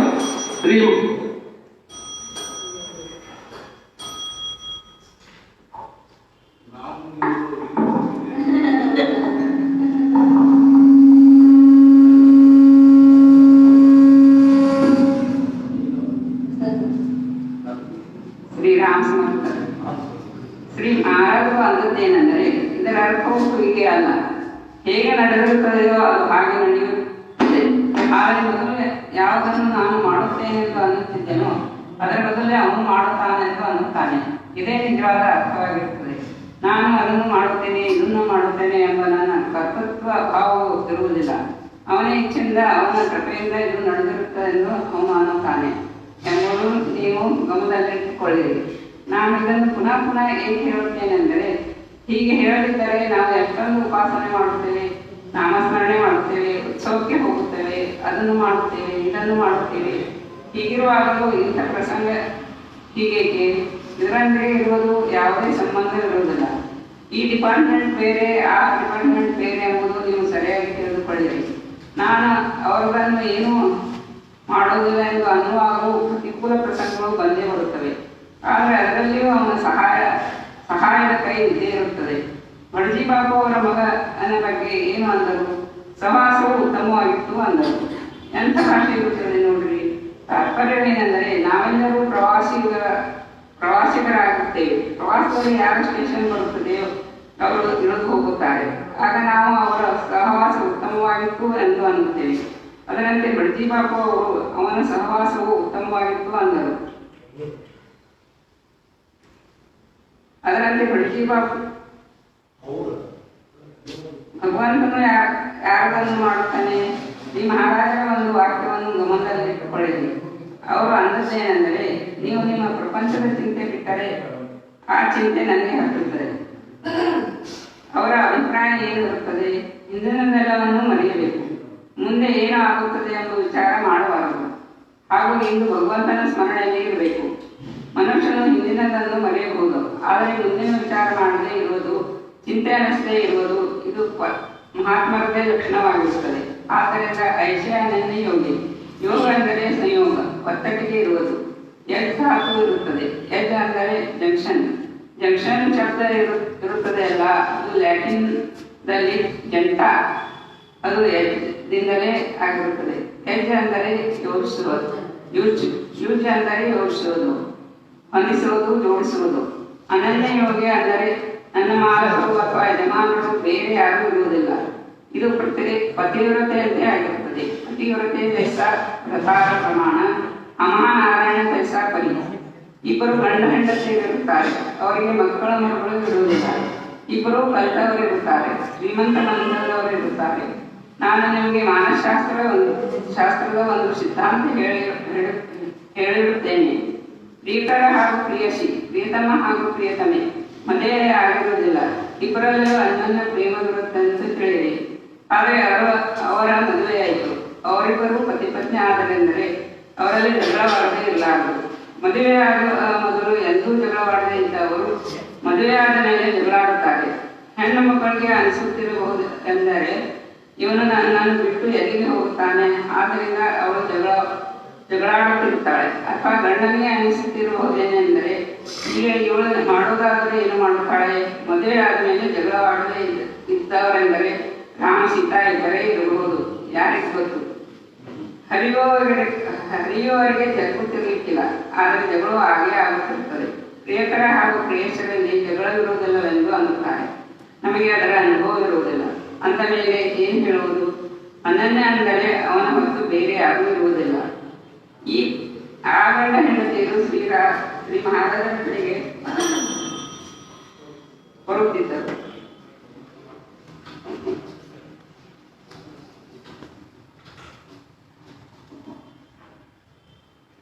ಶ್ರೀರಾಮ ಸಮರ್ಥ. ಶ್ರೀ ಮಹಾರಾಜರು ಅವರಿಗೆ ನಿಮಗೆ ಪರಮಾರ್ಥ ಬೇಕಾಗಿದೆ ಅಲ್ಲದೆ, ಅದಕ್ಕಾಗಿ ನಿಮ್ಮ ವಾಸನೆ ನಿಮ್ಮ ನಾನತನ ಬಿಡಬೇಕಾಗುತ್ತದೆ. ಅದರ ಹೊರತು ಪರಮಾರ್ಥವಿಲ್ಲ. ಆಗ ಆ ಹೆಣ್ಣು ಮಗಳು ನಾನತನ ಬಿಡಬೇಕಾದರೆ ಏನು ಮಾಡಬೇಕು ಎಂದು ಕೇಳಿದರು. ಅದಕ್ಕೆ ಶ್ರೀ ಮಹಾರಾಜರು ಗಂಡನ ಮಾತು ಕೇಳಲು ಕಲಿಯಬೇಕು ಅಂದರು. ಅದಕ್ಕೆ ಆ ಹೆಣ್ಣುಗಳು ಒಮ್ಮೆಲೆ ಅಂತಃಕರಣಕ್ಕೆ ಬಿಸಿ ತಾಗಿದಂಗಾಯಿತು. ಆಗ ಅವಳ ಮನಸ್ಸಿನಲ್ಲಿ ಹಾಗಾದರೆ ಜಗಳವೇ ಹೋಯಿತಲ್ಲ ಅಂದುಕೊಂಡಳು. ಆಗ ಶ್ರೀ ಮಹಾರಾಜರು ನಿಮಗೆ ನಿಮ್ಮ ಮನಸ್ಸನ್ನು ಕೊಲ್ಲಲು ಕಲಿಯಬೇಕಾಗಿದೆಯಲ್ಲವೇ, ಅದಕ್ಕಾಗಿ ಈ ಅನುಕೂಲತೆ ಇರುತ್ತದೆ. ನೀವು ಗಂಡನ ಮಾತು ಕೇಳುತ್ತೇನೆಂದು ಕೇಳಬೇಡಿ. ನೀವು ನಿಮ್ಮ ಮನಸ್ಸಿನ ಮೇಲೆ ಸ್ವಾಮಿತ್ವ ಸಂಪಾದಿಸಲು ಅವರ ಮಾತು ಕೇಳಬೇಕು. ನನ್ನ ನಾನತನವನ್ನು ಕೊಂದು ಹಾಕಲು ಎಷ್ಟೊಂದು ಅನುಕೂಲತೆ ಇರುತ್ತದೆ ಅನ್ನಲು ಅದಕ್ಕೆ ಅವರು ಏನಾದರೂ ಆಜ್ಞೆ ಮಾಡಿದರೆ ಎಂದು ಕೇಳಿದರು. ಶ್ರೀ ಮಹಾರಾಜರು ಮಾತಿನಲ್ಲಿ ಅತ್ಯಂತ ಚತುರರಾಗಿದ್ದರು. ಆಗ ಅವರು ನಿಮ್ಮ ಪತಿಯು ನಿಮಗೆ ಬಾವಿಯಲ್ಲಿ ಹಾರಿಕೊಳ್ಳು ಅಂದರೆ ನೀವು ಬಾವಿಯ ದಂಡೆಯ ಮೇಲೆ ಹೋಗಬೇಕು, ಕಚ್ಚಿ ಹಾಕಿಕೊಳ್ಳಬೇಕು ಹಾಗೂ ಅಲ್ಲಿದ್ದ ಎಲ್ಲ ಜನರಿಗೆ ಒದರಿ ನಾನು ಬಾವಿಯಲ್ಲಿ ಹಾರಿಕೊಳ್ಳಬೇಕೆಂದು ನನ್ನ ಪತಿಯ ಆಜ್ಞೆ ಆಗಿರುತ್ತದೆ. ಆದ್ದರಿಂದ ನಾನು ಈಗ ಬಾವಿಯಲ್ಲಿ ಹಾರಿಕೊಳ್ಳುತ್ತೇನೆ ಎಂದು ಅನ್ನಬೇಕು. ಆಗ ನಿಮ್ಮ ಪತಿಯು ತಾವಾಗಿ ಬೇಡ ಮಹಾರಾಯಣೆ ಅನ್ನುತ್ತಾನೆ ಅಂದರು. ಯಾವ ಗಂಡನಿಂದ ಹುಚ್ಚುತನದ ಆಜ್ಞೆ ಮಾಡುತ್ತಾನೆ? ಈಗ ಇನ್ನೊಂದು ಉದಾಹರಣೆ ಹೇಳುತ್ತೇನೆ. ಇಲ್ಲಿ ಕುಲಕರ್ಣಿ ಎಂಬುವರು ಬರುತ್ತಿದ್ದರು. ಅವರ ಮನೆಯಲ್ಲಿ ಅವರ ಹೆಂಡತಿ ವಿಧವೆಯಾದ ಸಹೋದರಿ ಅವಳು ಶಿಕ್ಷಕಿಯಾಗಿದ್ದಳು ಇರುತ್ತಿದ್ದರು. ರಾತ್ರಿ 9 ಗಂಟೆಗೆ ಅವರಿಗೆ ನಿದ್ರೆ ಬರುತ್ತಿತ್ತು. ಅವರಿಗೆ ಬ್ಲಡ್ ಪ್ರೆಷರ್ ಇತ್ತು, ನಿದ್ರೆಯ ತೊಂದರೆ ಇತ್ತು. 2 ಕೋಣೆ ಮನೆ. ಇವರಿಗೆ ಮಲಗಿಕೊಳ್ಳಬೇಕೆಂದು ಹಾಸಿಗೆಯ ಮೇಲೆ ಅಡ್ಡಾದರು. ಅಷ್ಟರಲ್ಲಿ ಅವರಿಬ್ಬರ ಜಗಳ ಪ್ರಾರಂಭವಾಯಿತು. ಕಾರಣವೇನೆಂದರೆ ಮುಸುರೆಯ ಪಾತ್ರೆಗಳನ್ನು ಈ ಮೂಲೆಯಲ್ಲಿ ಇಡಬೇಕು ಅಥವಾ ಆ ಮೂಲೆಯಲ್ಲಿ ಇಡಬೇಕು. ಜಗಳ ಬೆಳೆಯತೊಡಗಿತೆಂದರೆ ಅದಕ್ಕೆ ಮರ್ಯಾದೆ ಉಳಿಯುವುದಿಲ್ಲ. ಆಗ ಹಿಂದಿನ ಅನೇಕ ಪ್ರಸಂಗಗಳು ಮೇಲೇಳುತ್ತವೆ. ಆ ರೀತಿಯಾದ ಜಗಳವು 5 ನಿಮಿಷವಾಯಿತು, 10 ನಿಮಿಷವಾಯಿತು, ಆದರೂ ಶಾಂತವಾಗಲಿಲ್ಲ. ಆಗ ಅವರು ಎದ್ದು ಬಂದು ಅವರಿಬ್ಬರಿಗೆ ಆ ಪಾತ್ರೆಗಳನ್ನು ಆ ಮೂಲೆಯಲ್ಲೂ ಇಡಬೇಡಿ, ಈ ಮೂಲೆಯಲ್ಲೂ ಇಡಬೇಡಿ, ನನ್ನ ತಲೆಯ ಮೇಲೆ ಇಡಿರಿ, ನಾನು ರಾತ್ರಿಯಲ್ಲಿ ತಲೆಯ ಮೇಲೆ ಹೊತ್ತುಕೊಂಡು ಕೂಡುತ್ತೇನೆ ಅಂದರು. ಆಗ ಜಗಳವು ಶಾಂತವಾಯಿತು. ಇಂತಹ ಜನರು ಮನೆಯಲ್ಲಿದ್ದರೆ ಜಗಳವು ವಿನೋದದಲ್ಲಿ ಪರ್ಯವಸಾನವಾಗುತ್ತದೆ. ಆದ್ದರಿಂದ ಮನೆಯಲ್ಲಿ ಕಿರಿಕಿರಿಯು ಕಡಿಮೆ ಆಗುತ್ತದೆ. ತಾತ್ಪರ್ಯವೇನೆಂದರೆ ನಮ್ಮ ವಾಸನೆ ಹಾಗೂ ಅಹಂಕಾರವನ್ನು ನಾಶಪಡಿಸಬೇಕಾದರೆ ಒಂದನ್ನೇ ಹಿಡಿಯಬೇಕು. ಒಂದರ ಮೇಲೆ ಶ್ರದ್ಧೆ ನಿಷ್ಠೆ ಇರುವುದೆಂದರೆ ಭಾಗ್ಯದ ಸಂಗತಿಯಾಗಿರುತ್ತದೆ. ನಮಗೆ ಅದನ್ನೇ ಕಲಿಯಬೇಕಾಗಿರುತ್ತದೆ. ಅದೇನೆಂದರೆ ನಿನ್ನ ಹೊರತು ನನಗೆ ಈಗ ಯಾರೂ ಇಲ್ಲ. ನಾನು ನಿಮಗೊಂದು ಮಾತು ಹೇಳುತ್ತೇನೆ. ನಾವು ಒಬ್ಬ ಗುರುಗಳ ನಾದಕ್ಕೆ ಬಿದ್ದಿರುತ್ತೇವೆಂದು ತಿಳಿಯಿರಿ. ಯಾರಿಗೂ ಸಾಕ್ಷಾತ್ಕಾರವಾಗಿರುವುದಿಲ್ಲ. ಯಾರು ಚಮತ್ಕಾರ ಮಾಡುವವರಾಗಿರುತ್ತಾರೆ, ಅತ್ಯಂತ ಉತ್ತಮ ಮಾತುಗಾರರಾಗಿರುತ್ತಾರೆ ಅಥವಾ ಜನರನ್ನು ಮರಳು ಮಾಡುವವರಾಗಿರುತ್ತಾರೆ, ಇಂಥವರಲ್ಲಿ ನಮ್ಮ ನಿಷ್ಠೆ ಉಂಟಾಯಿತು. ಆದರೆ ಅವರು ಜ್ಞಾನಿಯಾಗಿರುವುದಿಲ್ಲ. ಹೀಗಿರುವಾಗ ನಮ್ಮ ಗತಿ ಏನಾಗುತ್ತದೆ? ಅದಕ್ಕೆ ಶ್ರೀ ಮಹಾರಾಜರು ಅಂದದ್ದೇನೆಂದರೆ ನಿಮ್ಮ ಶ್ರದ್ಧೆ ಸರಿಯಾಗಿ ಇದ್ದರೆ ನಿಮ್ಮ ಮಟ್ಟಿಗೆ ಪರಮಾತ್ಮನು ಅವನಲ್ಲಿ ಅವತರಿಸುತ್ತಾನೆ ಹಾಗೂ ನಿಮ್ಮ ಕಾರ್ಯವಾಗುತ್ತದೆ. ನಿಮ್ಮ ಶ್ರದ್ಧೆ ವ್ಯರ್ಥವಾಗುವುದಿಲ್ಲ, ಆದರೆ ನಾವು ವ್ಯರ್ಥ ಹೋಗುವುದಿಲ್ಲ. ಆದರೆ ನಾವು ಇಂಥ ಉಪದ್ವಾಪದಲ್ಲಿ ಬೀಳಲೇಬಾರದು. ಯಾರ ಬಗ್ಗೆ ಸಂಶಯ ತೆಗೆದುಕೊಳ್ಳಲು ಶಕ್ಯವಿಲ್ಲವೋ ಏಕನಾಥ್ ಮಹಾರಾಜರಿರುತ್ತಾರೆ, ಜ್ಞಾನೇಶ್ವರ ಮಹಾರಾಜರಿರುತ್ತಾರೆ, ಅಂಥವರ ಪಾದವನ್ನು ಗಟ್ಟಿಯಾಗಿ ಹಿಡಿದುಕೊಳ್ಳಬೇಕು. ಅವರ ವಿಷಯದಲ್ಲಿ ಅನನ್ಯತೆ ಹೊಂದಬೇಕು. ಪ್ರಪಂಚದಲ್ಲಿಯೂ ಕೂಡ ನಮಗೆ ಎಷ್ಟೊಂದು ಅನನ್ಯತೆ ಕಂಡು ಬರುತ್ತದೆ. ದುಡ್ಡಿನೊಂದಿಗೆ ನಾವು ಎಷ್ಟೊಂದು ಅನನ್ಯರಾಗಿರುತ್ತೇವೆ. ನಾವು ದುಡ್ಡಿಗಾಗಿ ಎಷ್ಟೊಂದು ದೀನರಾಗಿರುತ್ತೇವೆ. ಆಫೀಸ್ನಲ್ಲಿ ಸಾಹೇಬನು ಎಷ್ಟೇ ವಿಚಿತ್ರನಾಗಿದ್ದರೂ ನಾವು ಅವನ ಮುಂದೆ ದೀನನಾಗುತ್ತೇವೆ. ಇದು ಅನನ್ಯವಾಗುವುದೇ ಆಗಿರುತ್ತದೆ.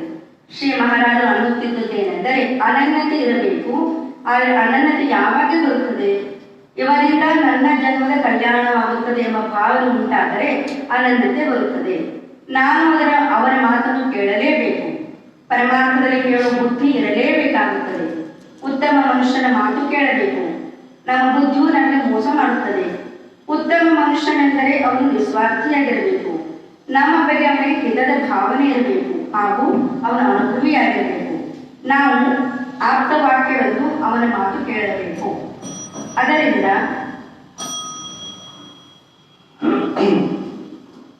ಶ್ರೀರಾಮ ಸಮರ್ಥರು ಅದರಿಂದ ನಮ್ಮ ಬುದ್ಧಿಯ ಮೇಲೆ ಯಾವ ಒತ್ತಡವಿರುತ್ತದೆಯೋ ಅಥವಾ ಭಾರವಿರುತ್ತದೆಯೋ ಆ ಭಾರ ಅಥವಾ ಒತ್ತಡ ಅದರಿಂದ ಕಡಿಮೆಯಾಗುತ್ತದೆ.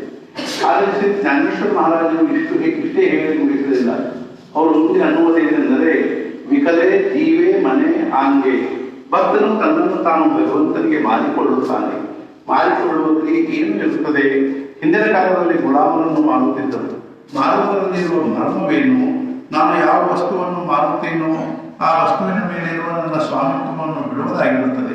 ನೀವು ಒಂದು ಮನೆಯನ್ನು ಮಾರಿದೆ ಎಂದು ತಿಳಿಯಿರಿ. ಆ ಮನೆಯು ಆ ಜಾಗೆಯ ಮೇಲೆ ಇರುತ್ತದೆ. ಆದರೆ ಅದರ ಒಡೆತನವನ್ನು ಇನ್ನೊಬ್ಬರಿಗೆ ಕೊಡುತ್ತೀರಿ. ಶ್ರೀ ಮಹಾರಾಜರು ಬಂದದ್ದೇನೆಂದರೆ ಮಾರುವುದರಲ್ಲಿ ಮನಸ್ಸಿನ ಪರಿವರ್ತನೆ ಇರುತ್ತದೆ ಹೊರತು ವಸ್ತುವಿನ ಪರಿವರ್ತನೆ ಇರುವುದಿಲ್ಲ. ಊರಲ್ಲಿ ನಿಮ್ಮ ಮನೆ ಇರುತ್ತದೆ ಅಥವಾ ಹೊಲವಿರುತ್ತದೆ. ನೀವು ಅದನ್ನು ಮಾರುವುದೆಂದರೆ ಏನು ಮಾಡುತ್ತೀರಿ? ರಿಜಿಸ್ಟ್ರೇಷನ್ ಆಫೀಸಿಗೆ ಹೋಗಿ ಕಾಗದದ ಮೇಲಿದ್ದ ನಿಮ್ಮ ಹೆಸರನ್ನು ತೆಗೆದು ಅದರ ಮೇಲೆ ಅವರ ಹೆಸರು ಹಾಕುತ್ತೀರಿ. ಮನೆ ಅಥವಾ ಹೊಲವು ಜಾತಿಯ ಮೇಲೆ ಇರುತ್ತದೆ. ಅದರಲ್ಲಿ ಪ್ರಪಂಚದಲ್ಲಿ ಸ್ವಲ್ಪವೂ ಪರಿವರ್ತನೆ ಮಾಡಬೇಕಾಗಿಲ್ಲ. ಪ್ರಪಂಚವು ಹೇಗೆ ಇರುತ್ತದೆಯೋ ಹಾಗೇ ಇರಲಿ, ಅದು ಕೇವಲ ನನ್ನದಿರುತ್ತದೆ ಎಂದು ಅನ್ನುತ್ತಿದ್ದುದನ್ನು ಬಿಟ್ಟು ಈಗ ಅದು ಅವನದಿರುತ್ತದೆ ಅಂದಿರಿ ಎಂದು ಅಂದರು. ವಾರೆವಾ ಅತ್ಯಂತ ಅಪ್ರತಿಮವಾಗಿರುತ್ತದೆ. ನಾನು ಹೇಳುವುದೇನೆಂದರೆ ನನಗೆ ಬಹುಸಾಹೇಬರು ನನ್ನ ಆದರ್ಶವಾಗಿರುತ್ತಾರೆ. ಶ್ರೀ ಮಹಾರಾಜರವರಿಗೆ ಬಹುಸಾಹೇಬ್ ಇಂದಿನಿಂದ ಈ ಎಲ್ಲ ಮಕ್ಕಳು ನನ್ನವರು ಅಂದರು. ಆಗ ಆ ಮಕ್ಕಳ ಕಡೆಗೆ ನೋಡುವ ದೃಷ್ಟಿಯೇ ಬದಲಾಯಿತು. ಈವರೆಗೆ ಯಾವ ಮಕ್ಕಳು ನನ್ನವರಾಗಿದ್ದರೋ ಅವರೆಲ್ಲರೂ ಅವರವರಾದರು.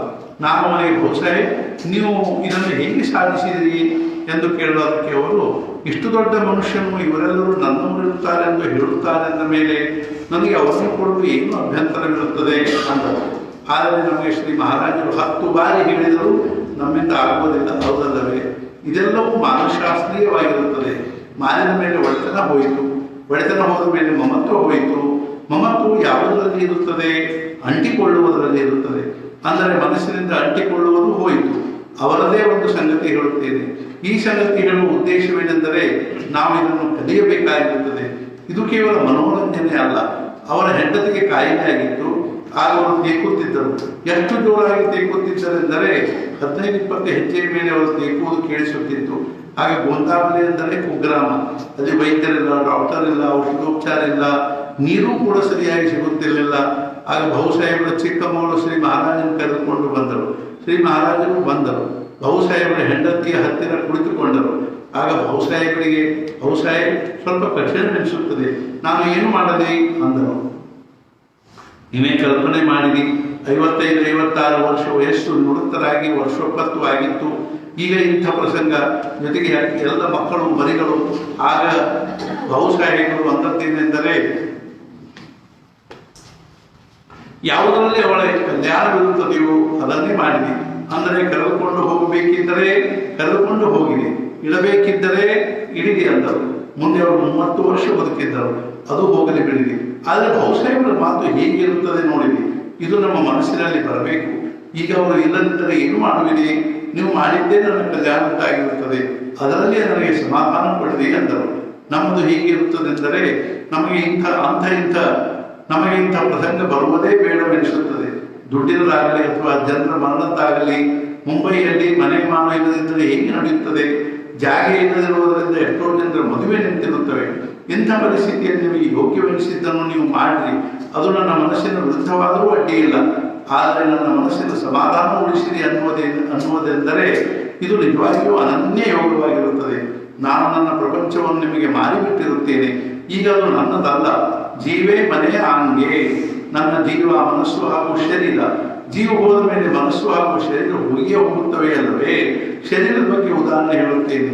ರಾವಿಯ ಎಂಬ ಒಬ್ಬ ಬಹಳ ದೊಡ್ಡ ಸಂತಳಾಗಿ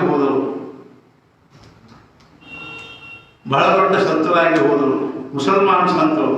ಅವಳು ಚಿಕ್ಕವಳಿದ್ದಾಗಲೇ ತಂದೆ ತಾಯಿ ತೀರಿಕೊಂಡಿದ್ದರು. ಅವಳ ಮಾಮ ಅವಳನ್ನು ಕರೆದುಕೊಂಡು ಹೋಗಿ ಗುಲಾಮ್ ಎಂದು ಅವಳನ್ನು ಮಾರಿದರು. ಎಂಥ ಮಾಮ ನೋಡಿದೆ! 7-8 ವರ್ಷದ ಸಣ್ಣ ಹುಡುಗಿ. ಅವಳನ್ನು ಯಾರು ಕೊಂಡುಕೊಂಡರೂ ಅವನು ಅವಳನ್ನು ಬಡಿಯುತ್ತಿದ್ದನು ಹಾಗೂ ಅತ್ಯಂತ ಕಷ್ಟ ಕೊಡುತ್ತಿದ್ದನು. ಅವಳು ಯಾವಾಗಲೂ ಅವನ ಕೈಯಲ್ಲಿಯೇ ಇರಬೇಕೆಂದು ಅವನ ಪಕ್ಕದ ಕೋಣೆಯಲ್ಲಿಯೇ ಇರುತ್ತಿದ್ದಳು. ಈ ಕೋಣೆಯಿಂದ ಒದರಿತು ಆ ಕೋಣೆಯಲ್ಲಿ ಕೇಳುತ್ತಿತ್ತು. ಅವಳು ರಾತ್ರಿ ಪ್ರಾರ್ಥನೆ ಮಾಡುತ್ತಿದ್ದಳು. ಪ್ರಾರ್ಥನೆ ಮಾಡುವಾಗ ಅವಳು ಏನು ಅನ್ನುತ್ತಿದ್ದಳೆಂದರೆ, ಅಲ್ಲಾಹ್, ನನ್ನ ಒಡೆಯನನ್ನು ಸುಖವಾಗಿಡು. ಅವನು ಬಹಳ ಉತ್ತಮ ಮನುಷ್ಯನಾಗಿರುತ್ತಾನೆ. ನನ್ನ ಕೈಯಿಂದ ಅವನ ಸೇವೆ ಉತ್ತಮವಾಗಿ ಆಗುವಂತೆ ನನ್ನ ಪ್ರಕೃತಿಯನ್ನು ಸುರಕ್ಷಿತವಾಗಿ ಅವನಿಂದ ಹೊಡೆತ ತಿಂದು ಅವನ ಬಗ್ಗೆ ಅವಳ ಪ್ರಾರ್ಥನೆ ಹೀಗಿರುತ್ತಿತ್ತು. ಒಂದು ದಿವಸ ಒಡೆಯನು ಅವಳ ಪ್ರಾರ್ಥನೆ ಕೇಳಿದನು. ಆಗ ಅವನಿಗೆ ಬಹಳ ಕೆಳಕೆನಿಸಿತು. ಅವನು ಒಮ್ಮೆಲೆ ಅಳತೊಡಗಿದನು. ಆಗ ಅವನು ಅವಳನ್ನು ಗುಲಾಮಗಿರಿಯಿಂದ ಮುಕ್ತಗೊಳಿಸಿದನು. ಆಗ ಅವಳು ಊರ ಹೊರಗೆ ಗುಡಿಸಲದಲ್ಲಿ ಇರತೊಡಗಿದಳು. ಭಿಕ್ಷೆ ಬೇಡಿ ತಿನ್ನುತ್ತಿದ್ದಳು ಹಾಗೂ ನಾಮಸ್ಮರಣೆ ಮಾಡುತ್ತಿದ್ದಳು. ಒಮ್ಮೆ ಅವಳಿಗೆ ಜ್ವರ ಬಂದವು. ಆಗ ಒಬ್ಬ ಬೈಜೀರ್ ಬಸ್ತಾನಿ ಎಂಬ ಸಾಧು ಪ್ರವಚನಕಾರನವಳನ್ನು ಭೇಟಿಯಾಗಲು ಬಂದನು. ಪ್ರಸಂಗವೆಂದು ಅವನ ಬಗ್ಗೆ ಹೇಳುತ್ತೇನೆ. ಅವನಿಗೆ 75 ವರ್ಷಗಳಾಗಿದ್ದು. ಒಬ್ಬನು ಅವನಿಗೆ, ಮಹಾರಾಜ, ನಿಮ್ಮ ವಯಸ್ಸೆಷ್ಟು ಎಂದು ಕೇಳಿದನು. ಅದಕ್ಕೆ ಅವನು 10 ವರ್ಷ ಅಂದನು. ಅದಕ್ಕೆ ಅವನು 10 ವರ್ಷವೇ ಎಂದು ಕೇಳಲು, ಅದಕ್ಕೆ ಅವನು, ಕಳೆದ 10 ವರ್ಷಗಳಿಂದ ನಾನು ಉಪಾಸನೆ ಮಾಡುತ್ತಿರುವೆನು. ಇದೇ ನನ್ನ ನಿಜವಾದ ವಯಸ್ಸಾಗಿರುತ್ತದೆ. ಉಳಿದ ವಯಸ್ಸು ತೆಗೆದುಕೊಂಡು ಮಾಡುವುದೇನು ಅಂದನು. ಆಗ ಅವನು ಅವಳಿಗೆ, ನಿನಗೆ ಜ್ವರ ಬರುತ್ತಿರುತ್ತವೆ, ನೀನು ಭಗವಂತನಿಗೆ ಹೇಳು, ನನಗೆ ಕಷ್ಟವಾಗುತ್ತಿರುತ್ತದೆ, ನನ್ನನ್ನು ಗುಣಪಡಿಸು ಅಂದನು. ಆಗ ಅವಳ ಕಣ್ಣುಗಳಲ್ಲಿ ನೀರು ಬಂದು, ಆಗ ಅವಳು, ತಾವು ಇಷ್ಟು ದೊಡ್ಡವರಿರುತ್ತೀರಿ, ಇದನ್ನೇನು ಹೇಳುತ್ತಿರುವಿರಿ? ಈ ದೇಹದ ಒಡೆತನ ನನ್ನದಲ್ಲ. ಇದರ ಒಡೆತನ ಯಾರಿಗಿರುತ್ತದೆಯೋ ಅವನು ನೋಡಿಕೊಳ್ಳುತ್ತಾನೆ. ಜ್ವರ ಬಂದು ನಾನು ಇದನ್ನು ಅನುಭವಿಸಬೇಕೆಂಬುದು ಅವನ ಮನಸ್ಸಿನಲ್ಲಿದ್ದರೆ ನಾನು ಹೀಗೆ ಕೇಳುವುದು ಅವನ ಇಚ್ಛೆಯ ವಿರುದ್ಧವಾಗುವುದಿಲ್ಲವೇ ಅಂದಳು. ಆಗ ಅವನು ಅವಳಿಗೆ ನಮಸ್ಕಾರ ಮಾಡಿ ಸುಮ್ಮನೆ ಕುಳಿತನು. ನಾವು ಬೆಳಿಗ್ಗೆ ಅನ್ನುವುದಿಲ್ಲವೇ, ಆ ದೇಹ ತುಜಾ ಇದು ಕೇವಲ ಭಾಷೆಯಾಗಿರುತ್ತದೆ. ನಾನು ನನ್ನ ದೇಹವನ್ನು ನಿನಗೆ ಕೊಟ್ಟಿರುತ್ತೇನೆ. ನಿನಗೆ ಹೇಗೆ ಇಡಬೇಕೆನಿಸುತ್ತದೆಯೋ ಹಾಗೆ ಇಡು. ಸುಖದಲ್ಲಿ ಇಡು, ದುಃಖದಲ್ಲಿ ಇಡು. ಹೇಗೆ ಇಡಬೇಕೆನಿಸುತ್ತದೆಯೋ ಹಾಗೆ ಇಡು. ಈ ರೀತಿಯಾಗಿ ನಮ್ಮ ಮನಸ್ಸು ಒಳಗಿನಿಂದ ಬದಲಾಗಬೇಕು.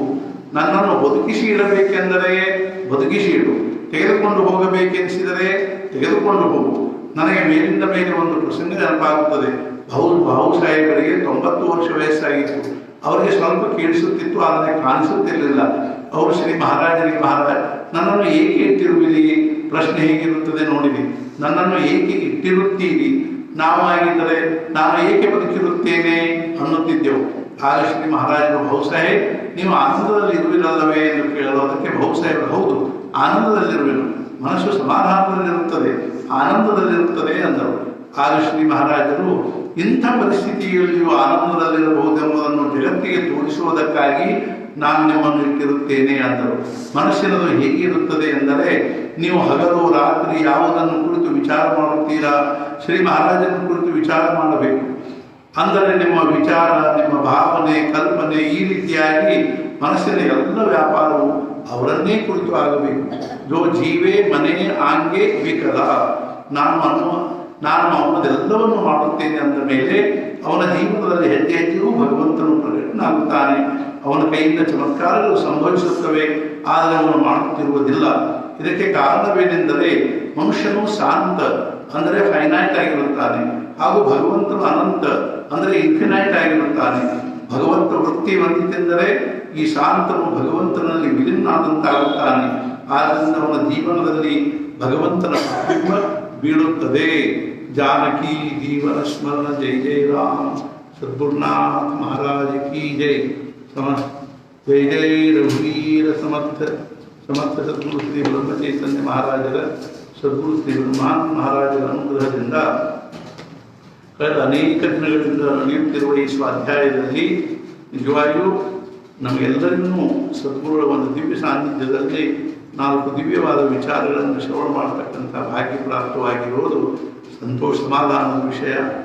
ಅದೇ ರೀತಿಯಾಗಿ ಈ ಸ್ವಾಧ್ಯಾಯದ ಕೊನೆಗೆ ನಾವು 5 ಮಾಲೆ ಭಗವಂತನ ನಾಮದ ಸ್ಮರಣೆಯೊಂದಿಗೆ ಈ ಸ್ವಾಧ್ಯಾಯವನ್ನು ಸಮಾರೋಪ ಮಾಡುವಂಥದ್ದು ನಮ್ಮ ಪದ್ಧತಿ.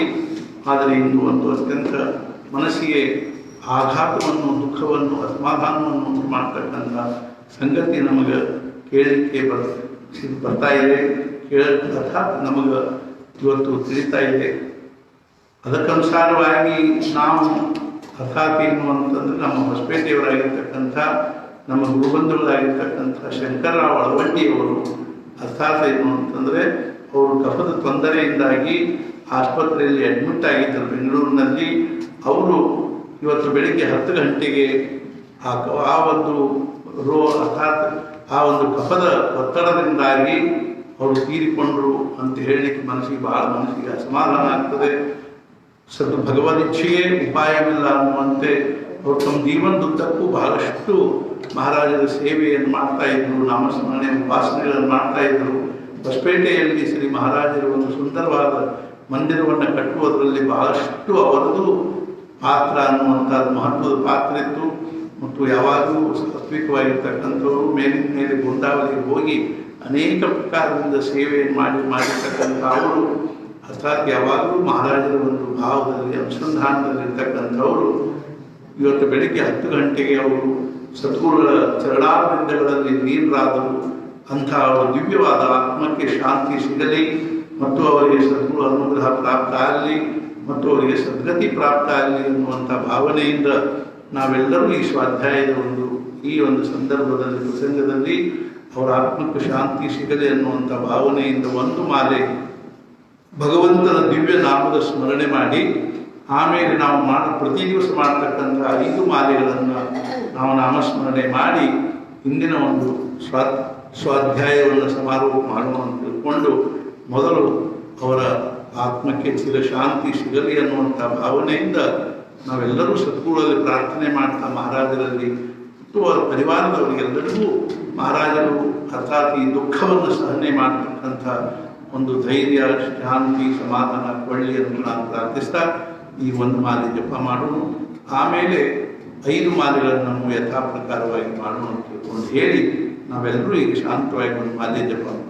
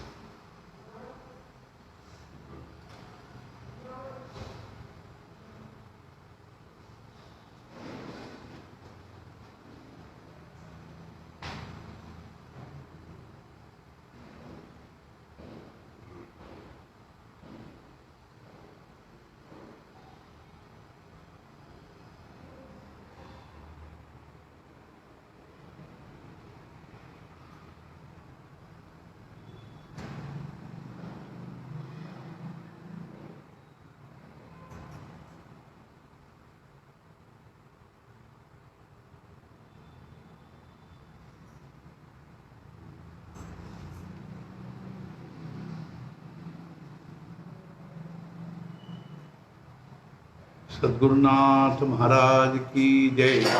जय जय रघुवीर समर्थ।